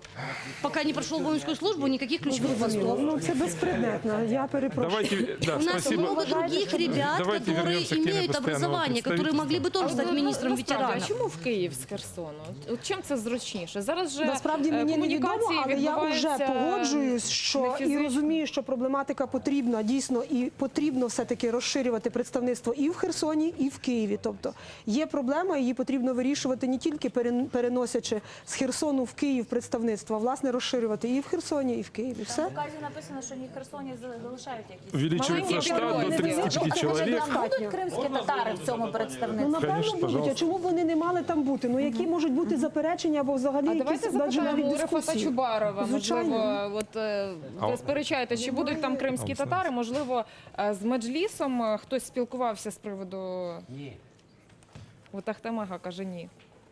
Що для цього треба зробити? Давайте У нас- підемо іншим шляхом, аби там були кримські татари. Це рішення президента, рішення Кабінету А міністрів. как можно Хто? принять, вот я уже повторяю этот вопрос неоднократно, как можно решать вопрос, не учитывая мнение крымских татар? А що значить не учитывая мнение? Ну вот с Меджлисом, когда переносили офис, не консультировались, вот сказал Ахтем Чийгоз. Смотрите, есть в Украине официально признанный официальный представительный орган Так. постановлением Верховной Рады 20 марта 2014 года. Так. Меджлис крымско-татарского народа, другой вопрос, что нет закона о коренных народов до сих пор и до сих пор не урегулировано, но официально Меджлис крымско-татарского народа является высшим представительным органом крымско-татарского народа. И какой механизм реализации цієї постанови? В данном случае здесь, конечно же, вопросы, связанные с Крымом, и, в принципе, предыдущая власть в какой-то степени пыталась это решать, потому что Яким чином?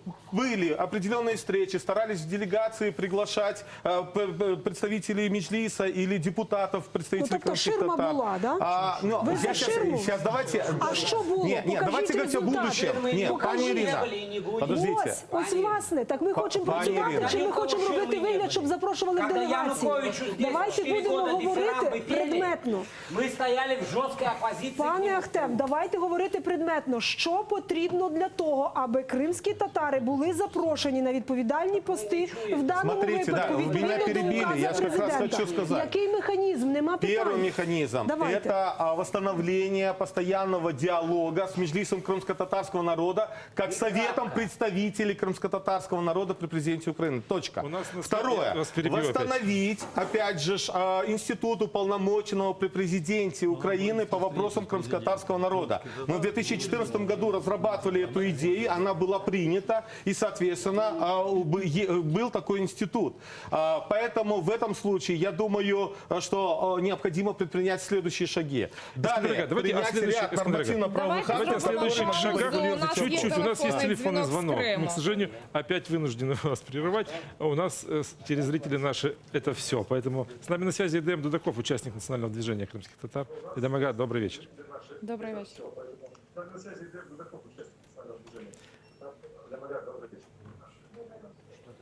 Алло. Алло, добрый вечер. Да, здравствуйте.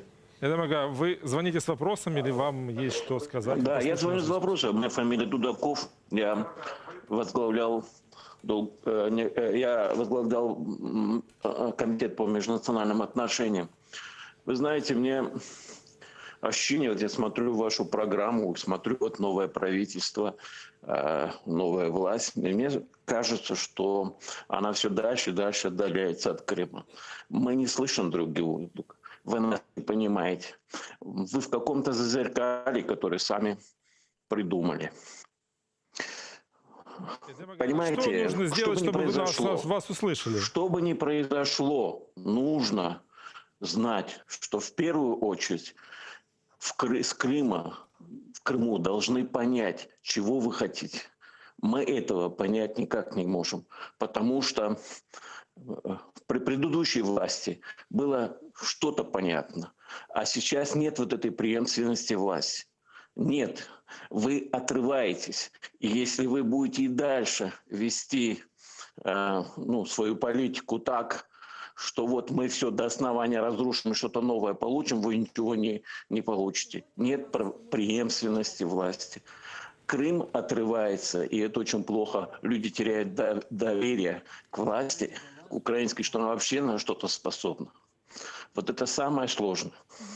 Эдем Ага, а что должны услышать власти? Что вам есть, есть возможность сказать? Скажите, у нас здесь представители парламента, представители большинства парламентского. Я хочу сказать, что в час X с Крыма, поймите, я не могу говорить открытым текстом, но в час X Крыма должен поступить сигнал миру, что Крым хочет в Украину. И этот сигнал можем дать только мы и больше никто. И если Украина будет вести так оторванно от Крыма свою политику, то ничего не произойдет.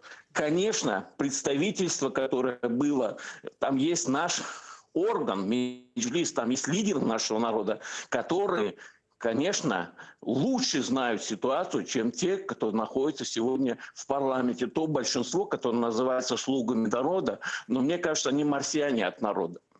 Спасибо вам большое. Спасибо, что были на связи. Пані Ірино. Да, это был звонок из Крыма, поэтому наш спикер не мог Бо говорить зараз тут було запитання, що ми хочемо як влада щодо Криму. Повного відновлення кордонів України у міжнародно визнаних рамках 91-го року. Повного відновлення суверенітету України над Кримським півостровом. Все, ми цього хочемо всі. Мені здається, тут питань не має Пані бути. Ірино, але це був Інший голос спосіб, Криму, як? Тут голос вопрос людей, путей. кримчан. Да. Як це зробити і коли? І це все, що ми можемо дискутувати. В нас немає дискусій з цих питань. Але люди не От і бачать все. цього Давайте прагнення. нашим экспертам дадим слово, потому Як что люди они мають у нас бачити? сидят Ну, и що всегда ми маємо ждут, пока зробити мы им ще? дадим слово. Ну, очевидно, Катерина, якось пожалуйста. демонструвати бажання повернути. Пані Ірина, давайте спустимось від великого до чогось конкретного. Було питання, що зробити для того, щоб покращити, скажімо так, комунікацію гілки влади, як виконавчої, так і президентської, з Меджлісом. Що для цього потрібно? Для цього, в першу чергу, потрібно бажання. Тому що якщо ми уважно всі дивились прес-конференцію президента, то питання по Меджлісу і кримським татарам, воно прозвучало ближче до 12-ї ночі, він був дуже втомлений, а значить відповідав на тому рівні вже якоїсь підсвідомості, напівсвідомості. Да? Тобто це питання, яке пропрацьовано, видно, чи воно пропрацьовано, чи взагалі ні. Так от, це питання з Меджлісом було взагалі не пропрацьовано у президента, тому що він забував, чи призначена особа, чи не призначена. Здається, зустрічались з Меджлісом, ані не зустрічались, а ми їх попросили, щоб нам надали якусь кандидатуру, а нам наче не додали. Ну, нагадайте мені, питання не пропрацьовано взагалі. Відповідно, це свідчить про бажання пріоритети. Окей, давайте виправляти помилки, ми вже побачили. Другий момент. В минулому парламенті квоту для представників Меджліса не надали лише колишні регіонали і Ляшко. Цього в цьому парламенті, вибачте, у вас там скільки людей? Близько 200 зайшло по списку, ще там купа мажоритарників і так далі. 254 загалом, так? Покажіть, будь ласка, квоту Меджліси в партії «Слуги народу». Ну, є момент, є. Це не важливо. Изет Гданов, бывший первый заместитель постоянного представителя президента Украины в Автономной Республике Крым. Добрый вечер, Изет Ага. Доброго вечора. Добрый вечер. Изет Ага, вот сейчас у нас тут в студии возникла дискуссия, в том числе и с Ириной Верощук. Мы фактически спорим о том, что должность первого заместителя лишена функционала защиты прав коренного народа. Ирина говорит, что мы передергиваем. Можете объяснить, как на самом деле сейчас дела обстоят? Давайте я почну з того, що у 2017 році після громадського обурення президент Порошенко змінив керівництво представництва президента, де я особисто, зокрема, був призначений першим заступником представника президента в Автономній Республіці Крим, окремим указом з окремими повноваженнями щодо захисту прав кримсько-татарського народу.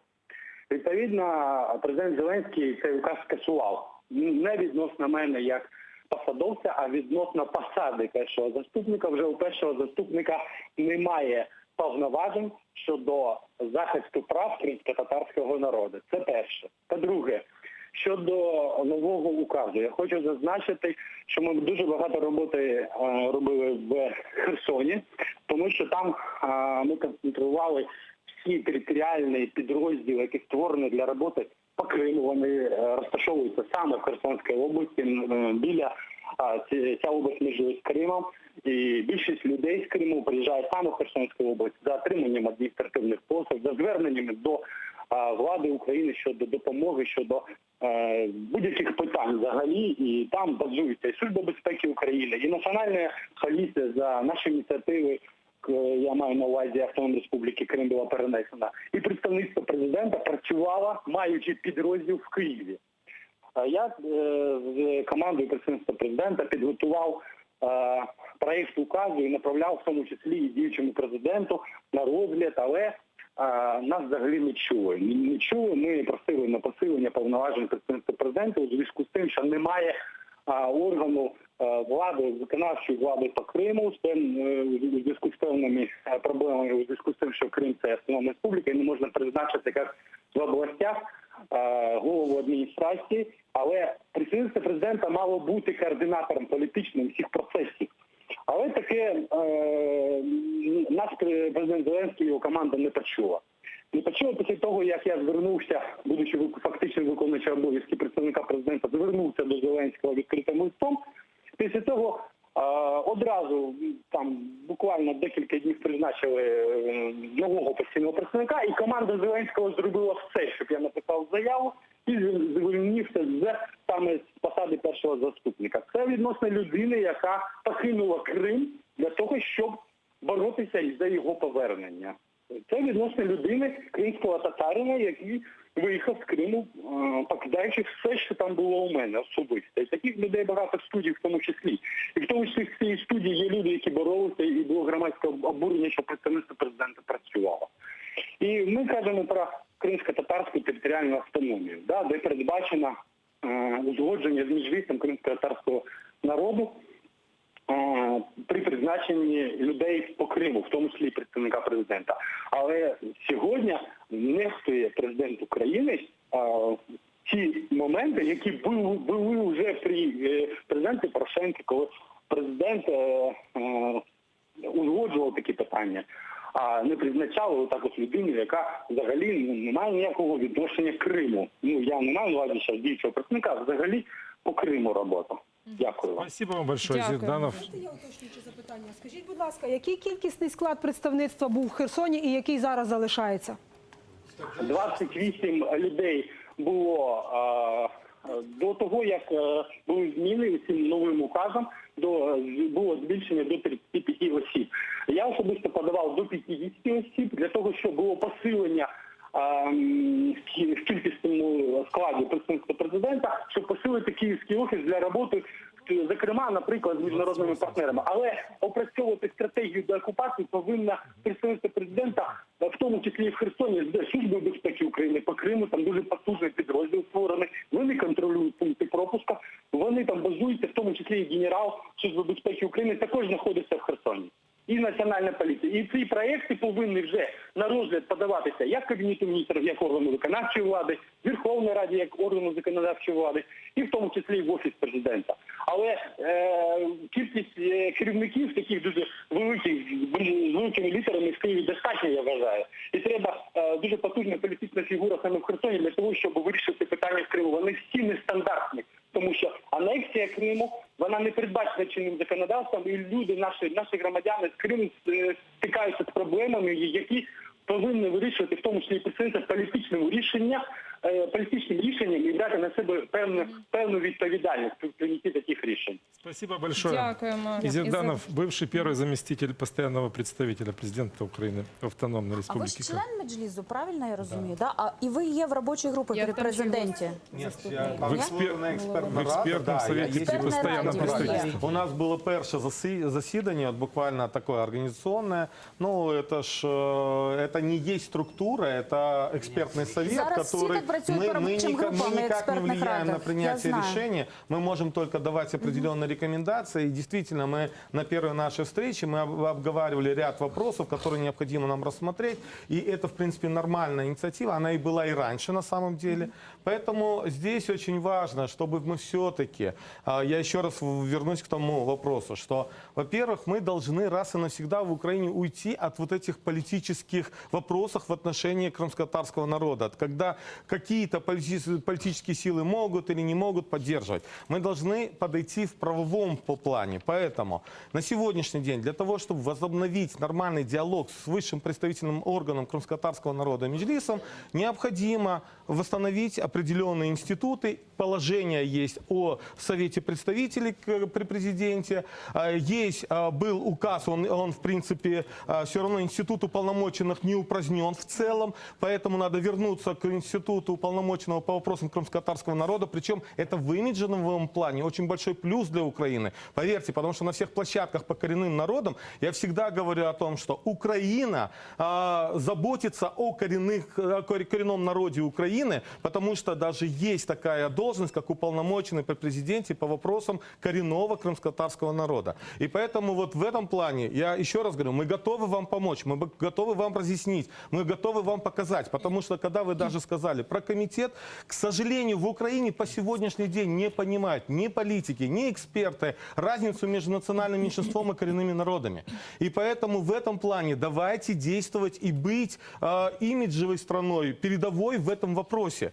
А скажіть, будь ласка, враховуючи ваш досвід і досвід перебування у минулих роках в експертних радах і в громадських радах, і будучи уповноваженим з питань кримсько-татарського народу, скажіть, будь ласка, де має бути центр сили? В Офісі Президента, в Кабінеті міністрів чи все-таки в парламенті, в парламентсько-президентській республіці? У нас є звонок із Криму.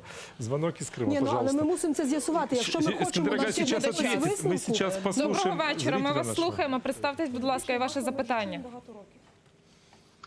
Добрый вечер. Добрый. Нурий Витулаев из Крыма. Я хотел бы дополнить выступление Эдема Дудакова и поддержать его. А также хотел бы сказать, что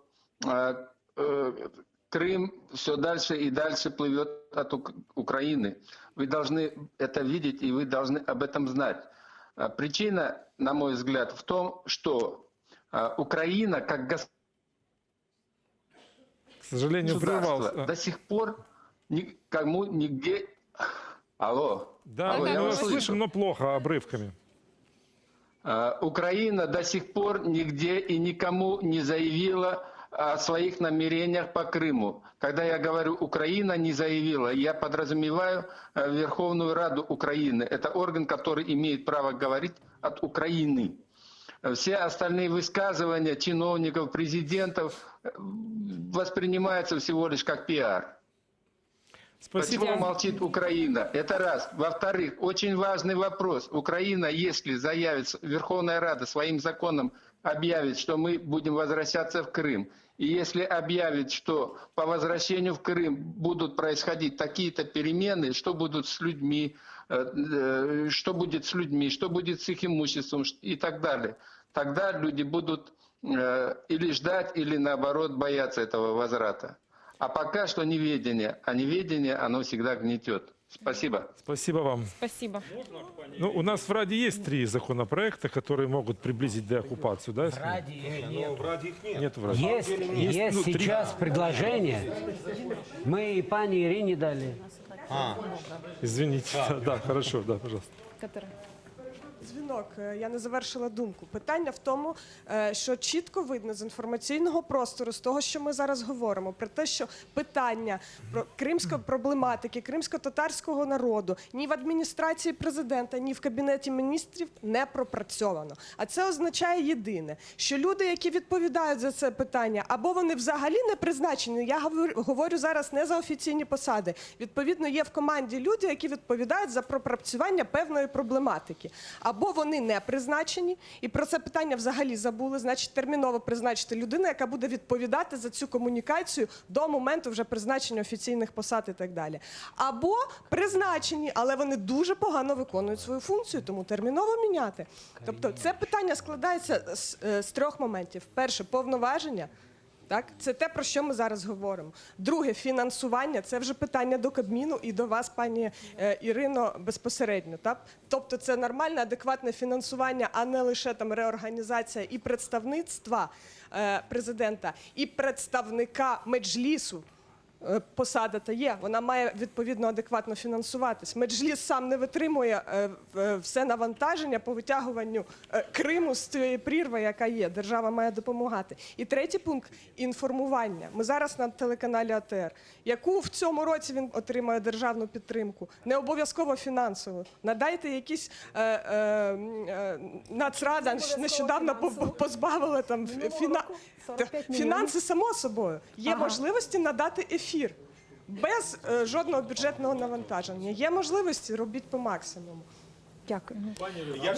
Давайте Ірина Послухаємо пана Степана Хмару. Він у нас поважна людина, і він ще жодного разу не виступав. Пане Степане, от маємо дзвінки з Криму, і люди кажуть, що ми не бачимо якихось чітких сигналів.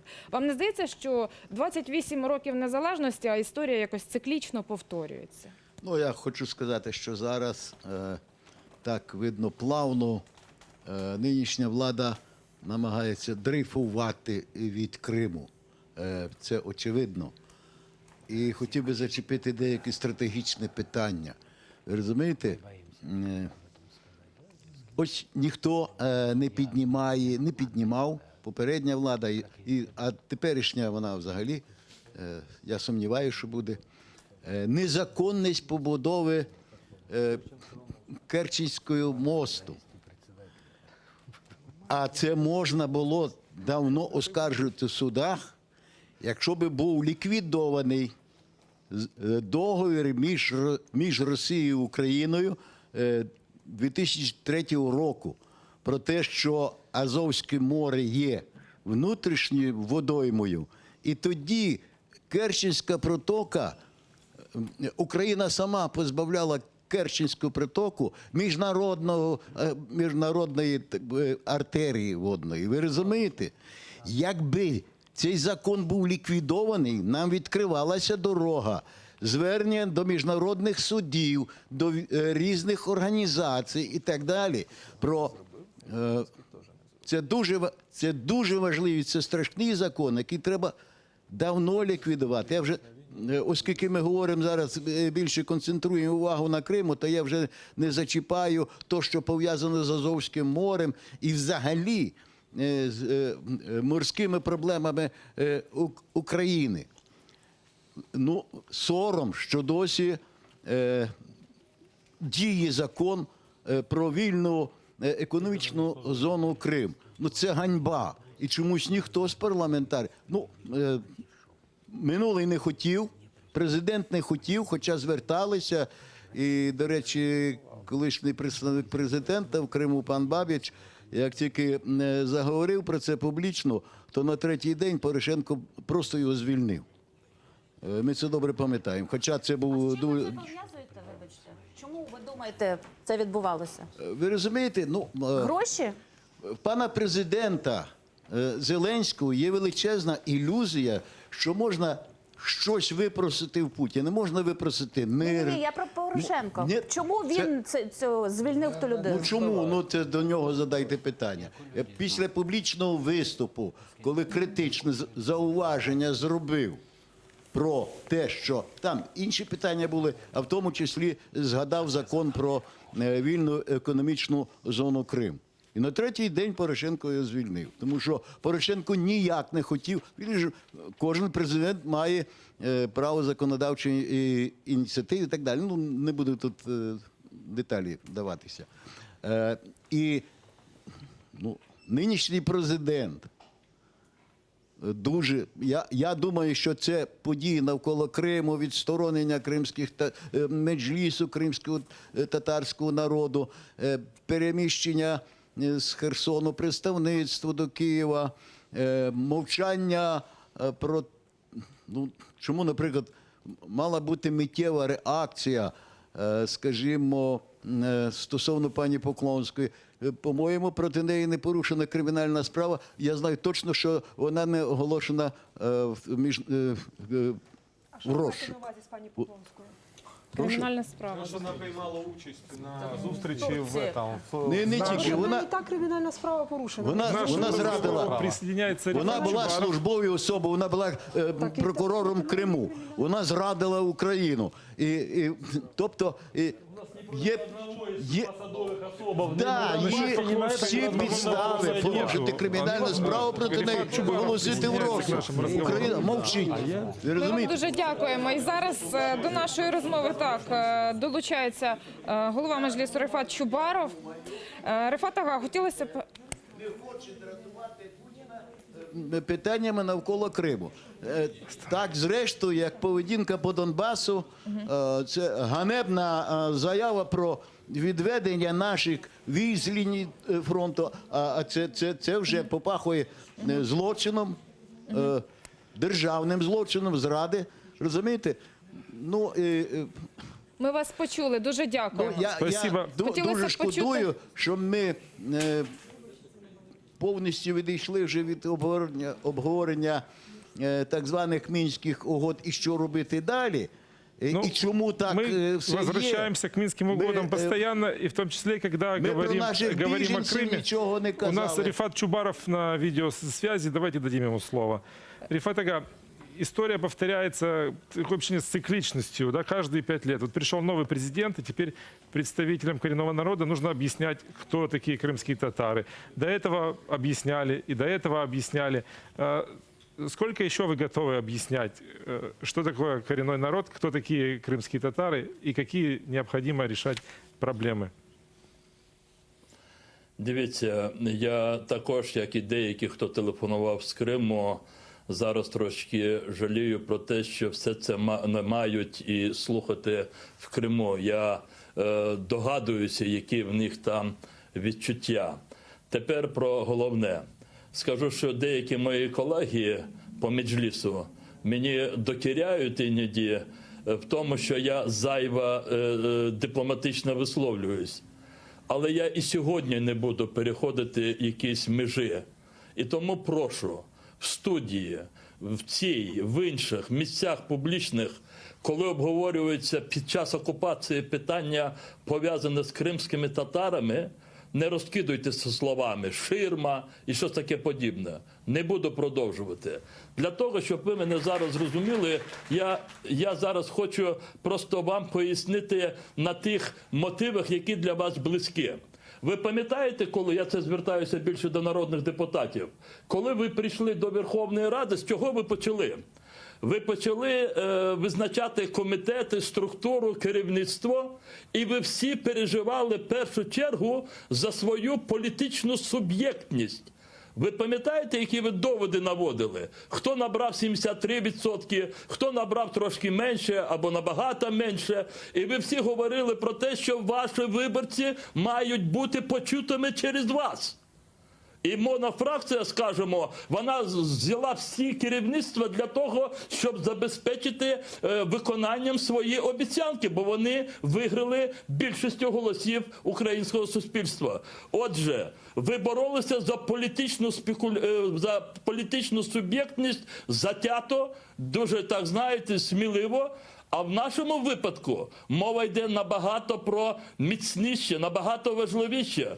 Мова йде про того, ким вважає влада кримсько-татарський народ. Об'єктом чи суб'єктом. Я сподіваюся, що всі ви там в студії розумієте, яка тут різниця. Якщо ви вважаєте кримсько-татарський народ суб'єктом, то ви з ним спілкуєтесь, як влада, як якісь інші сегменти, сектори українського суспільства. Якщо ви вважаєте об'єктом, ви робите все те, що вам вдається необхідним, важливим, але вас не цікавить, що відбувається з тим, кого ви вважаєте суб'єктом.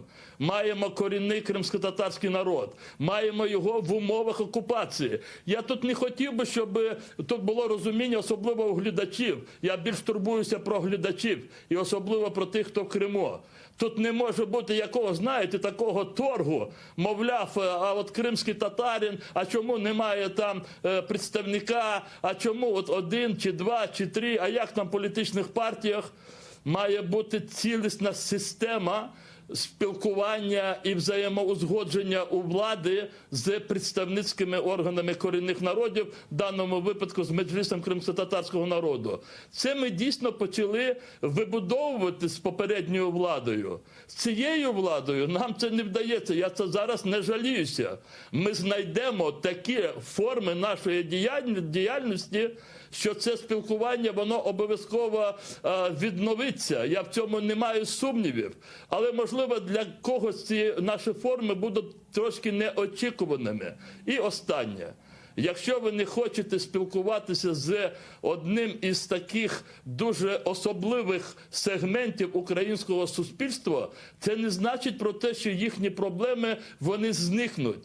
Я ще раз хочу, щоб всі розуміли. І особливо ті, хто сьогодні впливає на владу. Крим окупований.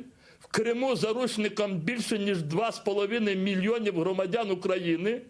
І серед цих 2,5 мільйонів є всього 300 тисяч корінного кримсько-татарського народу, який не може піднятися і поїхати десь кудись в інше місце, вважаючи Житомирщину чи, я не знаю, Сумщину своєю батьківщиною. Вони вважають всю державу Україну своєю українською державою, але вважають своєю батьківщиною, рідною землею Крим. І у цього народу є виборний орган Меджліс. І якщо влада тут до цього часу не знайшла разом з нами форми спілкування з цим Меджлісом, то це вже не проблема корінного народу. Це проблема дійсно влади. Спасибо большое, Рифат. Дякую. Голова Меджлісу Рифат Чубаров. А давайте дадим слово Гульнаре Бекировой. Она, как никто, знает, что такое национальная борьба крымских татар и что значит не считаться с этой борьбой. Да, спасибо. Многое из того, что я хотела сказать, уже сказано. И о том, что, к сожалению, преемственность власти – это не сильная сторона вообще современной Украины. То есть, по сути, каждая следующая власть, каждый следующий президент де-факто отменяет лучшее, что было сделано предшественником. Меня немного удивило, что, оказывается, у нас нет стратегии деоккупации. Вообще-то, мне казалось, в нашем экспертном сообществе, что она нарабатывалась на протяжении 4 лет.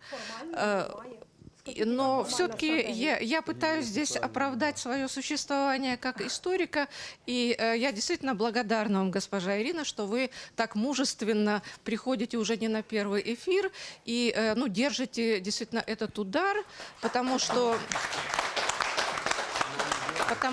из вашей команды, насколько я знаю, в общем, таких спикеров особо желающих поговорить на эту тему нет, к сожалению.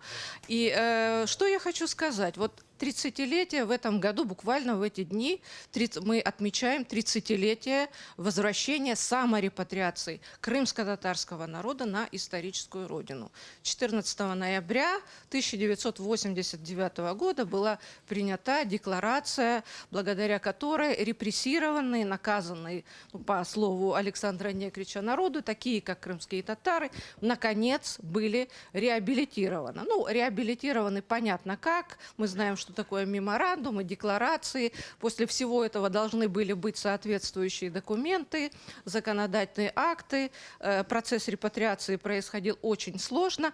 Но чем хорош был 1989 год? Впервые крымские татары тогда были не объектами, а субъектами. Впервые в работе комиссии высших органов власти появились представители крымско-татарского народа. До этого крымские татары были на протяжении 45 лет, начиная с постановления Государственного комитета обороны о депортации крымских татар, 45 лет нашу судьбу решали без нас. Возвращать, не возвращать, в 1956 году не возвращать. Куда девать нашу родину в 1954 году? Решили, давайте в Украину, давайте пусть это будет Украина. Это был наш Крым, наша единственная родина. Вот мы все, крымские татары, очень волнуемся, когда говорим об этом. Да? Вы видели, Рифат Чубаров выступал. Я точно так же, я благодарна друзьям, которые, в общем-то, понимают нас и уже фактически тоже являются крымскими татарами.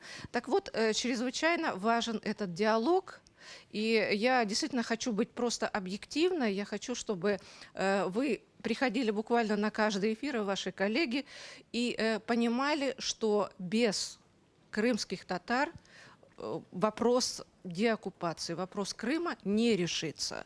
Это подсказывает, мой опыт историка, это совершенно однозначно, если нужна какая-то помощь, в ретроспективном плане, пожалуйста. Потому что именно в 1989 году, когда крымские татары наконец приобрели эту самую политическую субъектность, начался процесс возвращения. Он протекал очень тяжело, и, к сожалению, он сегодня приостановился. Вы знаете почему. И, к сожалению, эта трагедия 2014 года, она очень сильно повлияла, и мы еще не знаем, каковы будут последствия. Но очень симптоматично, что на протяжении уже второго эфира звонок крымских татар нам говорит о том, что в Крыму чрезвычайно сильно разочарование как раз новой властью. Мне тоже это горько, потому что я надеюсь, что все-таки господин Зеленский, в некотором смысле он вывел Украину на политическую орбиту. Раньше вообще ее не было, в таком мировом пространстве. Сегодня я включила CNN, опять Ukraine, и понятно, в каком контексте. А, например, в «Карточном домике», в таком микрокосме, там вообще присутствует только господин Виктор Петров, президент России, а Украины нет вообще. И я бы хотела, чтобы все-таки Украина была сильным государством, об этом много говорили, и тогда с нами будут считаться. Спасибо вам большое, Гульнара Ханум. Меня заинтересовало в словах Рифата Чубарова средства, которые мы можем использовать для диалога, но которых он не захотел афишировать. Что это может быть? Традиционные методы меджлиса крымско-татарского народа, самого крымско-татарского народа. Это всегда были методы очень высокой дипломатии. И, конечно же, как це буде, очень активность самих крымских татар, их голос, который, ну, даже сегодня для Путина это неподъемная ноша. Я думаю, мы сумеем сделать это центром внимания и не только президента Зеленского. Спасибо. Давайте дадим реплику Ирине, чтобы она ответила на слова Рифата Чубарова. Очень коротко и перейдем к другой теме. Щодо слів Рифата Чубарова, я повністю погоджуюсь. З Меджлісом треба розмовляти. Попросту, давайте я, якщо ви дозволите, все-таки закличу нас всіх до співпраці, тому що ми тільки прийшли, ми лише формуємо ці наративи. В тому числі ми вчимося, з коліс вчимося вирішувати питання, оперативно реагувати. Якщо є така можливість і ви можете порадити, як це зробити, давайте будемо це робити разом. Ніхто не хоче жодного протистояння чи протиставлення, чи не дай Бог, аби кримський народ, кримсько-татарський народ відчув, що ми якимось способом, що ви не потрібні, що ми вас не любимо, не цінуємо, ми вас поважаємо, цінуємо, ми чекаємо до співпраці. Давайте разом будемо творити Україну. Наша стратегія – це повне відновлення кордонів. Ми розуміємо біль, відчуваємо, співрозділяємо. Якщо щось вийшло досі не так, давайте будемо разом виправляти. Все можна виправити. Поки ми живі і здорові, все можна виправити. Безопасности можете инициировать проведение в комитете данных слухань и пригласить туда как представителей крымско-татарского народа, так и нас, участников АТО с оккупированной территории. И все, вы видите, и начнется диалог. Я якраз хотіла це запропонувати. Дякую вам. По данным давайте нам, к сожалению, время. Ключевым вопросом или ключевым фактором деоккупации Крыма. Отвечая на наш вопрос, буквально быстренько, вы сказали, что же является центром. На самом деле в разрешении вопроса деоккупации Крыма и восстановления коллективных прав крымско-татарского народа должны работать все ветви власти, и исполнительная, и законодательная, и в том числе судебная, когда мы будем говорить о 10-м разделе Конституции Украины. И поэтому в этом случае, единственное, когда мы возвращаемся к представительству президента, у представительства президента только есть представительские функции, нет распределительных функций. И поэтому здесь мы должны говорить о том, что центральный исполнительный орган должен нести ответственность за формирование политики в этом вопросе. И поэтому здесь мы должны четко выстроить эту работу. Спасибо. Дякую вам. Переходим на другую тему. По данным Госпогранслужбы, только крымских татар было вынуждено переехать из Крыма на материк, а вместе с теми беженцами, кто выїхав із Донецька, це около мільйона чоловік. І давайте зараз подивимося на наше онлайн-опитування, яке ми запустили на Фейсбук-сторінці АТР. Ми запитали, чи траплялися труднощі людям з окупованих територій на материковій Україні при перетині адмінмежі, при отриманні документів, освіти і медичного забезпечення. І маємо результати. 42% так, 58% так. Пане Миколо, давайте поважати одне одного і не перебувати. Крым – это Украина, поэтому границы там быть не может. Написано административная граница. Административная, она всегда была. Да нет у нас никаких у нас есть административная граница между областями, а это линия розмежування. 42% людей все-таки на материку стикалися з певними труднощами. И одна из этих проблем – это банковские вклады. Те, кто был вынужден уехать из Крыма, да, еще находясь в Крыму, не смогли получить свои деньги из украинских банков. Они не могут этого сделать и сейчас. И вот давайте об этом поговорим с гостем нашей студии Дмитрием Дугиновым. Я знаю, что вы, Дмитрий, занимались проблемами переселенцев, которые пытались получить вклады в государство. За 5 лет удалось это сделать? Лет удалось достигнуть многого. Следует сказать о том, что все украинские банки, которые прекратили свое функционирование на территории Крыма весной 2014 года, в течение того же 2014 года все вопросы со своими клиентами решили.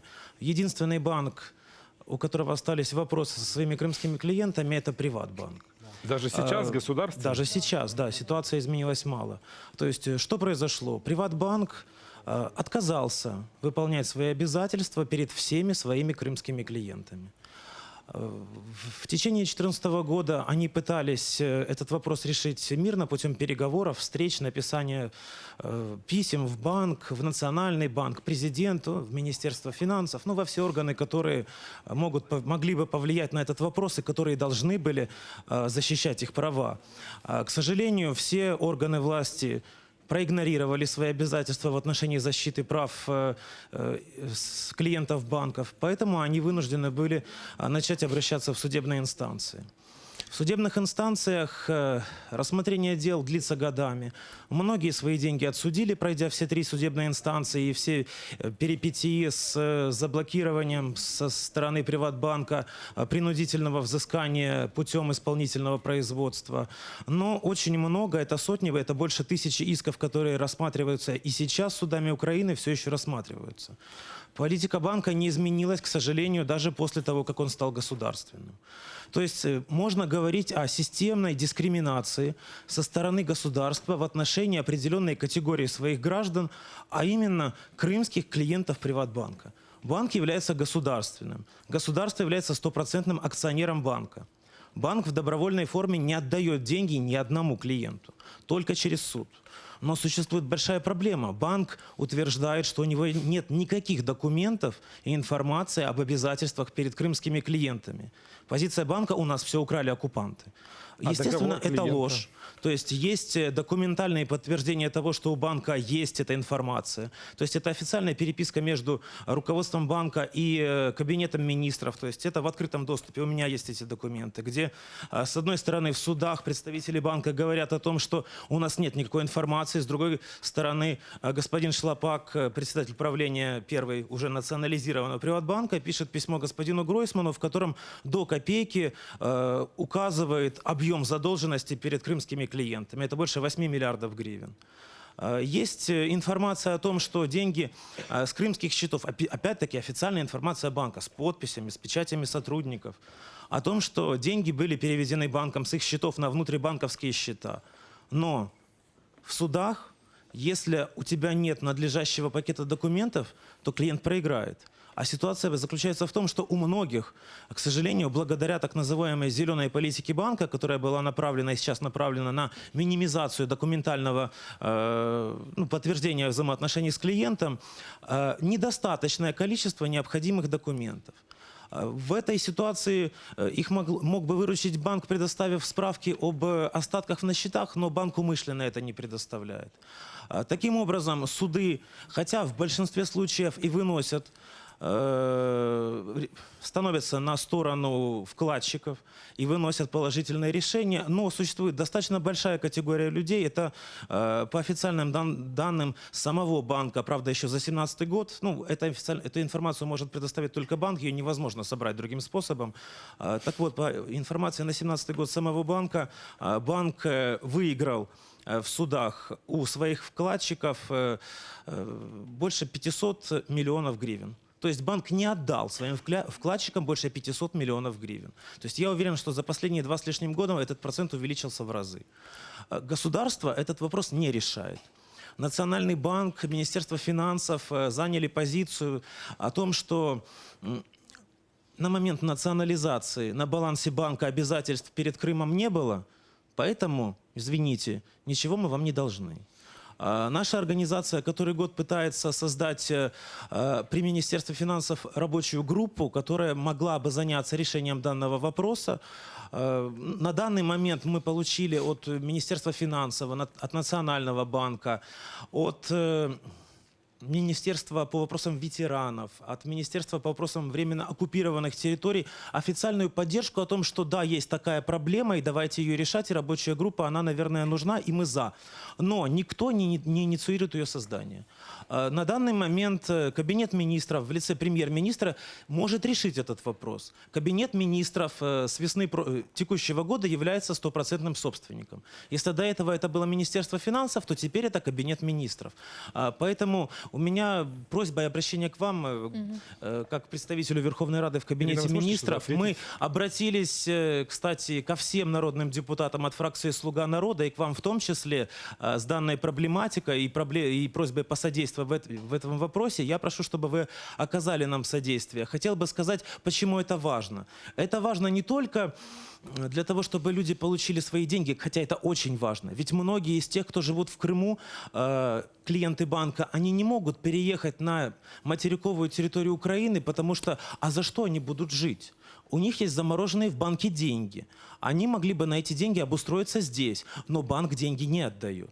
К тому же вопрос того, что решается в судах, это понятно. Ни правительство, ни Верховная Рада не имеют права влиять на суды. Я вам дякую. Я не знала конкретно цієї проблематики. Давайте після програми обміняємося контактами щодо робочої групи. Обов'язково вівторок, в середу буду в Кабміні із міністром фінансів Маркаровою, зі всіма з тими, хто є зараз зацікавлений, мав би бути зацікавлений у вирішенні цієї проблеми. Переговоримо разом, депутатське звернення, все, що в межах моїх повноважень, компетенцій, я тільки буду допомагати, що зможу. Добре, дякую. Вы нам расскажете, да, потом, о чем договорились? Звичайно, якщо запросите.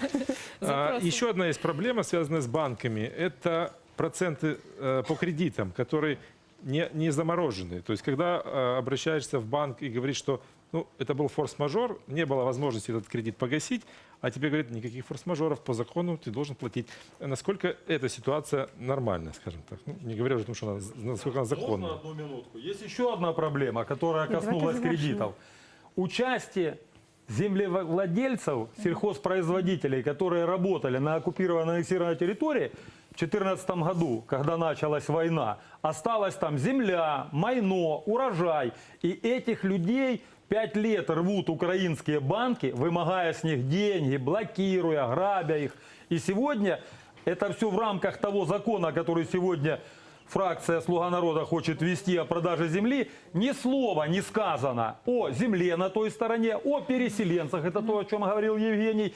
И знаете, ни о каких компенсациях. Мы проводили... Николай, я думаю, что вы тоже сможете об этом поговорить. Это тот же самый вопрос. Да, понимаете, людей ограбили, землю бросили, и государство за них не вспоминает. Мы поняли суть вопроса. Я так все равно понимаю, что Ирина тоже сможет вам ответить то, что после Ирина консультаций. хочет помочь, это уже хорошо. Кроме банков, я еще хочу обозначить ряд других проблем. К примеру, по сегодняшний день это в первую очередь социальные выплаты и пенсии. Кстати, из 1400 официально вынужденных переселенцев, около 800 тысяч это пенсионеры по данным пенсионного фонда. И поэтому нужно учитывать этот момент. А кроме того, само оформление пенсии затрачивает огромное время. И, соответственно, многие пенсионеры из вынужденных переселенцев не могут получать каких-то компенсаций. Далее, это отсутствие многофункционального реестра переселенцев. Что это такое? Дело в том, что когда есть многофункциональный реестр, то здесь можно четко обозначить категории, какое количество молодежи, старшего поколения, профессиональный состав и так далее. Для того, чтобы системно выстраивать политику. И, соответственно, к примеру, с Донбасса в основном люди, которые привыкли работать в добывающей промышленности. Но при этом их нужно переобучать для того, чтобы они были адаптированы. Ведь всего 42% трудоустроены. Остальные как-то должны сосуществовать. Ирина, у вас сегодня словно депутатский прием с обращениями граждан. Да. Я хочу обратить внимание на следующее. Это обеспечение жильем. И действительно, сегодня, несмотря на то, что есть нормативно-правовой акт, который предусматривает, что 50% может оплатить государство, но вы же понимаете, чтобы обеспечить всех переселенцев жильем, нужны десятки миллиардов гривен, которых у государства нет на сегодняшний день. Но здесь максимально можно продумать ряд программ, направленных на ипотеку, на кредитование там, под 7% или меньше и так далее, для того, чтобы поддерживать переселенцев. Скандерага, а ще проблем одна. мільйон. Так, проблем дуже багато. І одна з них – це освіта для абітурієнтів з Криму, для яких на материку нібито створено пільгові умови, але вони не дуже їдуть на материк. От за даними Міністерства освіти нашого, 265 абітурієнтів з Криму цього року вступили у виші на материку, хоча було передбачено 2600 бюджетних місць квота. Вот, Владимир Почему Павлович, так и что у нас с образованием Во-первых, переселенцев? эта цифра неверна, слава богу. Детей с оккупированных территорий каждый год на Украине появляется значительно больше, потому что министерство чисто формально смотрит период вступительной кампании и тех, которые поступали в рамках осветных центров Крым, Украина, Донбасс, Украина. Дело в том, что, например, из Крыма дети имеют право круглый год и каждый день переводиться на второй, на третий, на четвертый курс, магистратуру и так далее. Мало того, те, которые закончили там учебные заведения и получили на руки дипломы, которые являются только бумагой, которую не признают нигде в мире, и даже в ряде регионов Российской Федерации не признают, они имеют возможность, приехав к нам, проходить определенную процедуру, ну, так скажем, переучивания и легализации своих дипломов уже теперь как украинских дипломов. Если вот в это все, и еще не учитываются колледжи и техникумы, в которые после 9 класса уже многие идут. И там значительно, более многообразный процесс. И поэтому я думаю, что вот если по итогам только этой вступительной кампании, только у нас в университете более 270, вот всю выбрали цифру. А я знаю, что это были и другие университеты, Донбасса университеты брали свое, и южные, которые там находятся. Я думаю, что тут имеет место определенная небрежность работы с этими цифрами. Она значительная цифра, но одновременно она должна быть, вместе с тем, с вами согласен, в разы больше. И в этой связи хорошо, что разработали программу Крым, Украина, Донбасс, Украина, через которую дети поступают, иначе невозможно. Потому что они заканчивают школу с аттестатами с двуглавыми орлами, которые ни один вуз не примет. Они заканчивают школу, приезжают там с российскими паспортами, потому что за это время, когда они там учились, уже никто не выдает им украинские паспорта. И целый ряд мероприятий нами осуществляется, чтобы их легализовать в украинском поле. Например, мы говорим, нам не нужен никакой ваш паспорт, и российский, никакой другой. Привезите свидетельство о рождении, что вы в украинское время родились в украинском Крыму. Все, для нас этого достаточно. Что они и делают. И целый ряд других моментов. В этой связи первое. Настораживает заявление целого ряда руководителей нынешнего МОН о том, что осветные центры Крым, Украина, Донбасс, Украина не нужны. И дети могут поступать на общих основаниях во все украинские вузы. Звучит красиво и вроде так привлекательно. На самом деле это невозможно, я уже сказал. И документы не позволяют, и все остальное. Эта процедура была выработана для этих вузов, куда они поступают. Но одновременно, кстати, они могут потом быть студентами любого другого вуза. Они уже у нас, год проучившись, могут переводиться в любой другой вуз. Это все равно для них дорога в украинское образовательное пространство. Но эти заявления, что это нужно ликвидировать, надо их пресечь на корню, потому что у нас впереди вступительная кампания 2020 года. Мы сегодня только разброд и шатание вносим в умы родителей и детей там. Второе. Нас, крымчан, волнует. Вот сегодня обсуждалась проблема отношения к Крыму. Я, к сожалению, должен согласиться, что оно какое-то странное отношение к Крыму. Я думаю, в определенной степени какое-то недоверие и нежелание глубоко в эти проблемы входить. С Донбасса были переведены по приказу министерства 17 университетов на вильную территорию Украины. То есть 100% университетов Донбасса. Из Крыма только один университет Таврический, который приказа не дождался, который обратился к народным депутатам, они написали Порошенко, Порошенко издал приказ, мы по указу Порошенко вообще переезжали. Министерство по нам так приказу никакого и не издало. Но, подождите, Таврический, ладно, переехал. А где Крымский медицинский? Единственный медицинский в Украине, который в лондонском реестре был зафиксирован, и в результате его диплом без нострификации признавался в Европе. А где Крымский аграрный? А где Севастопольский национальный университет ядерной энергии и промышленности, который так Энергоатому нужен, они нам третье письмо уже пишут, почему вы в рамках университета не восстанавливаете. Я не хочу всех пугать, но мы не собираемся их восстанавливать как отдельные юридические субъекты. Мы когда-то из Гриневича об этом говорили. 100 лет назад Вернадский создал Таврический университет, в котором все это внутри было, потом они стали учебными заведениями. Через 100 лет новые красные пришли в Крым, и теперь Крым вынужден перебираться на север, в Киев. И мы говорим о том, что они в рамках университета институтами должны восстанавливаться. Но медики 3,5 года просидели на чемоданах в Крыму, что вот-вот мы поедем, вот-вот мы поедем. В итоге никто не смог поехать. А студенты, которые туда приезжали, им говорили, такого вуза нет. Почему? 1 февраля 2017 года МОН издал приказ об аннулировании лицензий 25 высших учебных заведений Крыма.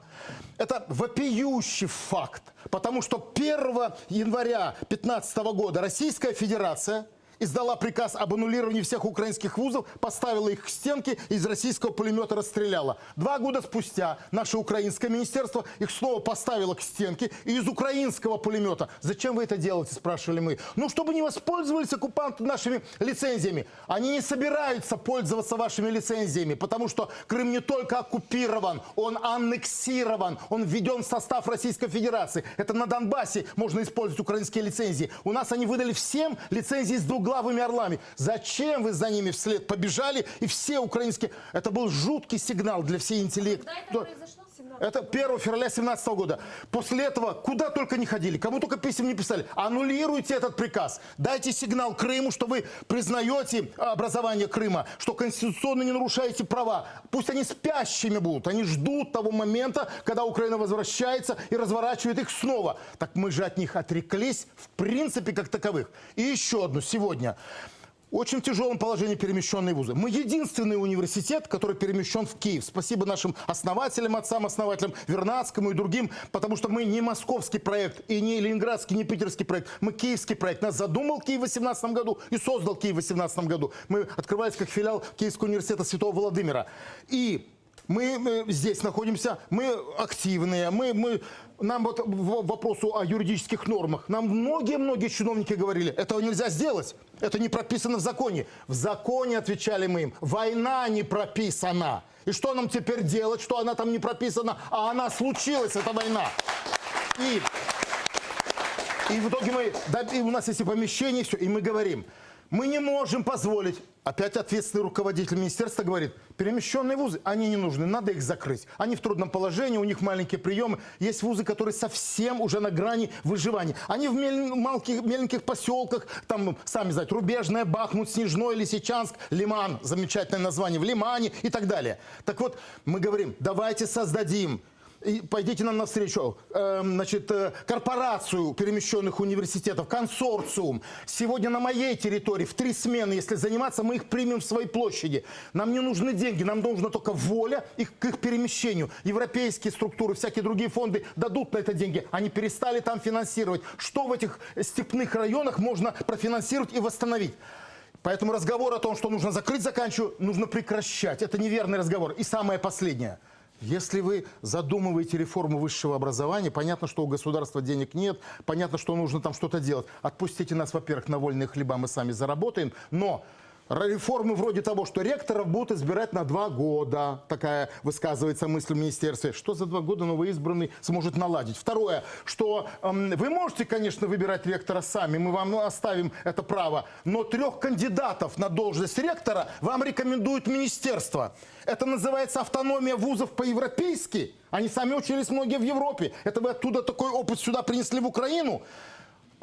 Давайте сначала за закрытыми дверями будем об этом говорить, а не озвучивать это вслух. Потому что теперь уже сумятица в средовище высшей освиты идут по поводу этих всех инициатив. Спасибо. Спасибо. Можно один вопрос? Нет, нельзя вопрос, извините. Дайте данные, сколько сейчас поступило в Москву у нас с Крыма граждан Украины, сколько с Донбасса поступило в Российскую Федерацию. Николай, у нас есть связь, видеоконференция. Это здорово. Да, Абмеджит Сулейманов. Не все степи дикие, как вы говорите. Есть еще и херсонские степи, где работают вузы достаточно эффективно и качественно. А на Донбассе дикие, да? Мы сейчас говорите, не все дикие. Хорошо, на Донбассе тоже не дикие, но... Он на меня сослался. Туда многие едут и тоже учиться. И вот сейчас с нами на связи Абмеджит Сулейманов, член Меджлиса и представитель Меджлиса в Херсонской области. Добрый вечер. Доброго вечера. Добрый вечер. Как обстоит обучение в Херсонской области? Много ли там едут детей туда учиться? Какие условия? То, что уже 3-й год существует образовательная программа «Крым, Украина», и крымским детям разрешено поступать в украинские вузы на основании русских аттестатов, на основании сданного ЕГЭ экзамена, это очень хорошо. Но, к сожалению, детей к нам очень много не едет. Проблем много. Одной из основных проблем – тех детей, которые учатся у нас здесь на Украине, увы, к сожалению, там их родители в Крыму все-таки русские власти притесняют. И делают все для того, чтобы как можно меньше детей ехало учиться к нам на Украину. Но надо сказать и следующее, что Вот, например, согласно этой программе, до 20 июля, кто сдал документы, он сразу идет на бюджет, а после 20 июля их делают контрактниками. Но из-за того, что каждый год не было добора студентов, вот, например, в этом году использовано из 47 мест в аграрном университете Херсона всего лишь 11 бюджетных мест. И было написано письмо Министерства образования, чтобы поддержать этих детей. И еще 11 детей сегодня стали не бюджетниками, а контрактниками, чтобы их перевели обратно. То есть из-за того, что остались свободные квотные места, чтобы их перевели на бюджет. Но, к сожалению, пока положительного ответа нету. Я считаю, что Министерство образования должно срочно решить этот вопрос, ведь это будет как материальная, так и очень большая моральная поддержка для тех студентов, которые учатся у нас в Херсонской области. В общей сложности где-то, наверное, человек 300-350 по всем вузам на сегодняшний день учатся в Херсонской области. Но это, к сожалению, не то большое количество детей, которые бы мы хотели бы видеть, чтобы они учились у нас в Херсонской области. Спасибо вам большое. Абинджит Сулейманов, член Меджлиса. Татьяна, вы, когда работали в Министерстве информационной политики, наверное, тоже сталкивались с этой проблемой, ну, в плане хотя бы информирования крымчан. Ми якраз робили ці програми «Україна Донбас» і «Україна Крим». Я допомагала Міністерству освіти. Это проблема из года в год. Мы даем много квот, много вакансий, бесплатных бюджетных мест, а детей мало. Почему? Тому що, ну, по-перше, взагалі інформаційна політика на окупованих територіях була неефективна, чесно вам скажу. Вона була неефективною і є неефективною ні в Криму, ні на Донбасі. То есть проблема только в том, что неэффективно работало министерство? Це перше. Друге, всі інші оці питання, знаєте, хорошая реклама с плохим продуктом, хорошая реклама только ускорить его провал. Да? Там в перші роки, я пам'ятаю, були якісь проблеми ще більше, ніж навіть, я думаю, ви зараз описуєте. Але те, що, вибачте, влада зараз говорить різними голосами і озвучує про те, що хтось каже з депутатів, я розумію, що у вас дуже велика фракція, перший раз в історії України така велика фракція, але хтось каже про закриття вузів, хтось каже, ми відкриваємо російськомовний канал для російськомовних громадян. Хтось каже, ні, ми не відкриваємо російськомовний канал. Це, звісно, створює проблеми. Я думаю, що ця проблема, до речі, з Меджлізу, от представник Меджлізу є в експертній групі, але чому це не формалізовано, не зрозуміло. Игорь, вы когда шли в президенты, наверное, тоже думали, как будете обустраивать крымчан, которые поедут учиться к нам? Я хотів би почати з такого серйозного питання, як повертати Крим. Да, от ми багато про це говорили, але... А ви знаєте відповідь? Я просто хочу запропонувати, знову ж таки, подивитися правді в обличчя. Да? Є два шляхи. Перший – це військовий, який неможливий, в принципі, тому що російська армія набагато сильніша української армії. Ми не можемо повернути сили. Ви ніколи не повернете. А? Ви лично не повернете. Ви два слова сказали, уже вибачте, ви пропонуєте йти туди армією? Нет, щоб если там вы загинули, говорите, что мы имеем дело с самой сильной российской сильной армией, вы ее видели? Це неправда. Нет, вы ее видели. Там ядерний потенціал. Ми бачили. Окей, добре. Дайте я закінчу свою думку, а ви потім будете теоретизувати про що завгодно. Вибачте, можна я закінчу свою думку? Перший військовий, він неможливий. Ми всі прекрасно це розуміємо. Скільки б ми не хотіли, але він неможливий. Давайте просто дивитися правді в обличчя. Другий шлях – це міжнародно-дипломатичний. Він має, скажімо так, дві складові. Перша – це психологічне сприйняття кримчанами України. Я маю на увазі всіма кримчанами, не тільки кримсько-татарським народом, який за Україною хоче повернутися. Але є там набагато більше людей, які живуть там, які там, багато з них і народилися, але вони не всі хочуть назад в Україну. Да? В них є психологічна... Тим більше, що Україна не дає жодних сигналів. Ну, це в тому числі. Тому, про що я хочу сказати, це про те, що Україна повинна стати економічно привабливою. Тобто рівень життя, стандарти життя в Україні повинні бути такими, щоб кримчанин, простий кримчанин хотів повернутися і жити саме в Україні. Почекайте, будь ласка, почекайте. У вас було дуже багато часу говорити. Почекайте. Можна я закінчу свою думку? Давайте позволим Игорю закончить. Неправда. Тем более у нас То, что вы Шерифат говорите, Чубаров нас неправда. ждет на связи. Дети Крыма хотят ехать учиться в Украину. Два главных фактора. Первый, когда Я они не про узнают... детей говорив, я казав взагалі Я говорю, про... это тоже часть крымского суспільства. Когда они узнают, что с украинским паспортом зарубежным, они там в 126 стран мира могут поехать без всякого визы, это на них действует. И второе, они в Крыму получают документы образовательные, которые не признаются, повторяю, нигде в мире и даже в Российской Федерации, в регионах на них смотрят косо. Сегодня, когда создали Крымский федеральный университет в 2015 году, там слили 7 университетов, 5 академических научных центров, все вместе. Коллектив был 70 тысяч человек, студенты, преподаватели и сотрудники. Сегодня это 21 тысяча, 50 тысяч падения за этот период. Люди ушли Я в оттуда. цілому кажу про те, що Україна повинна стати привабливою територією, країною, де рівень життя... Я отвечу? Я кажу, я звертаюся до влади. Я звертаюся до влади з тим, що треба думати про економіку, про закон і порядок, зробити, щоб Україна стала сильною і успішною країною, щоб ми не стукалися в Європу на коліна, щоб ми не стукалися в Європу, щоб кримчани хотіли повернутися. Це друге. Зараз я закінчу.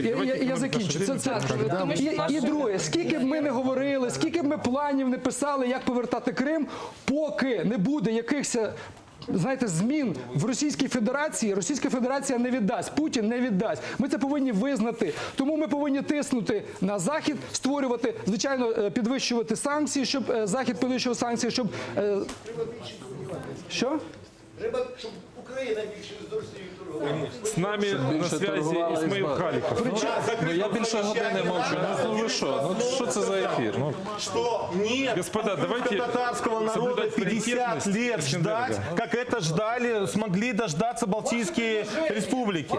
Поэтому здесь, да, вы говорите, сделайте соблюдать паритет. Через 5-10 лет в Крыму будут россияне из России, и не будет там ни крымских татар, ни проукраинских граждан. Вот в чем проблема. Просто закончим эфир, если вы не прекратите друг друга перебивать. Пожалуйста. А реплика Назара, 30 секунд, и с нами просто у нас телефонний дзвонок. Тут дуже важливе питання, просто потрібно розділяти пріоритети. Питання повернення і так далі, воно достатньо головне. І потрібно зрозуміти, що на відміну від української влади попередньої, від теперішньої, Росія має чіткий план. Її план на міжнародному рівні зараз полягає в тому, що, якщо говорити з позиції Путіна, Крим наш, Донбас ваш, але на наших умовах. І дуже важливо зараз всім об'єднаним суспільством зупинити такі плани. Це перше. Друге, я дуже коротко дам відповідь. Тут апелювали до юридичних моментів. Коли я заявив про порушення Конституції Турчиновим, Порошенком, а зараз і Зеленським, то це не настільки важливо. Але коли одного пункту недостатньо в указі Зеленського, то ми це обговорювали півгодини. Насправді така достатньо абсурдна, шизофренічна логіка трошки, або взагалі відсутність логіки. К нам подключился офис омбудсмена Исмаил Халиков из Херсона. Добрый вечер, Исмаил. Добрий вечір. Добрий вечір. Ну, наконец-то дошла и до вас очередь. Вы ждали долго. Тем не менее, теперь есть у вас возможность оценить государственную политику по предоставлению учебных мест абитуриентам из Крыма. Добрий вечір всім. Селям алейкум. Я думаю, що та людина, яка переймається кримчанами якраз в реальному часі і кожного дня, приймаючи звернення від них щодо порушень їхніх прав, зокрема тут, на материковій частині України. Наш офіс знаходиться в Херсонській області, і тому більшість звернень якраз стосуються адмінпослуг, якими користуються кримчани, вірніше намагаються скористатися тут, на материковій частині України. І я підкреслюю, це наші люди, які не хочуть втрачати зв'язок з цією країною, саме з Україною. Знаходячись там на окупованій території, вони все одно намагаються сюди їхати, перетинаючи адмінмежу з великими проблемами, стикаючись з хамством, нахабством і некомпетентністю чиновників тут, в Херсонській області, зокрема. Так от, Я вам хочу сказати, на превеликий жаль, перетин кордону з одним з батьків наразі – це дуже велика проблема.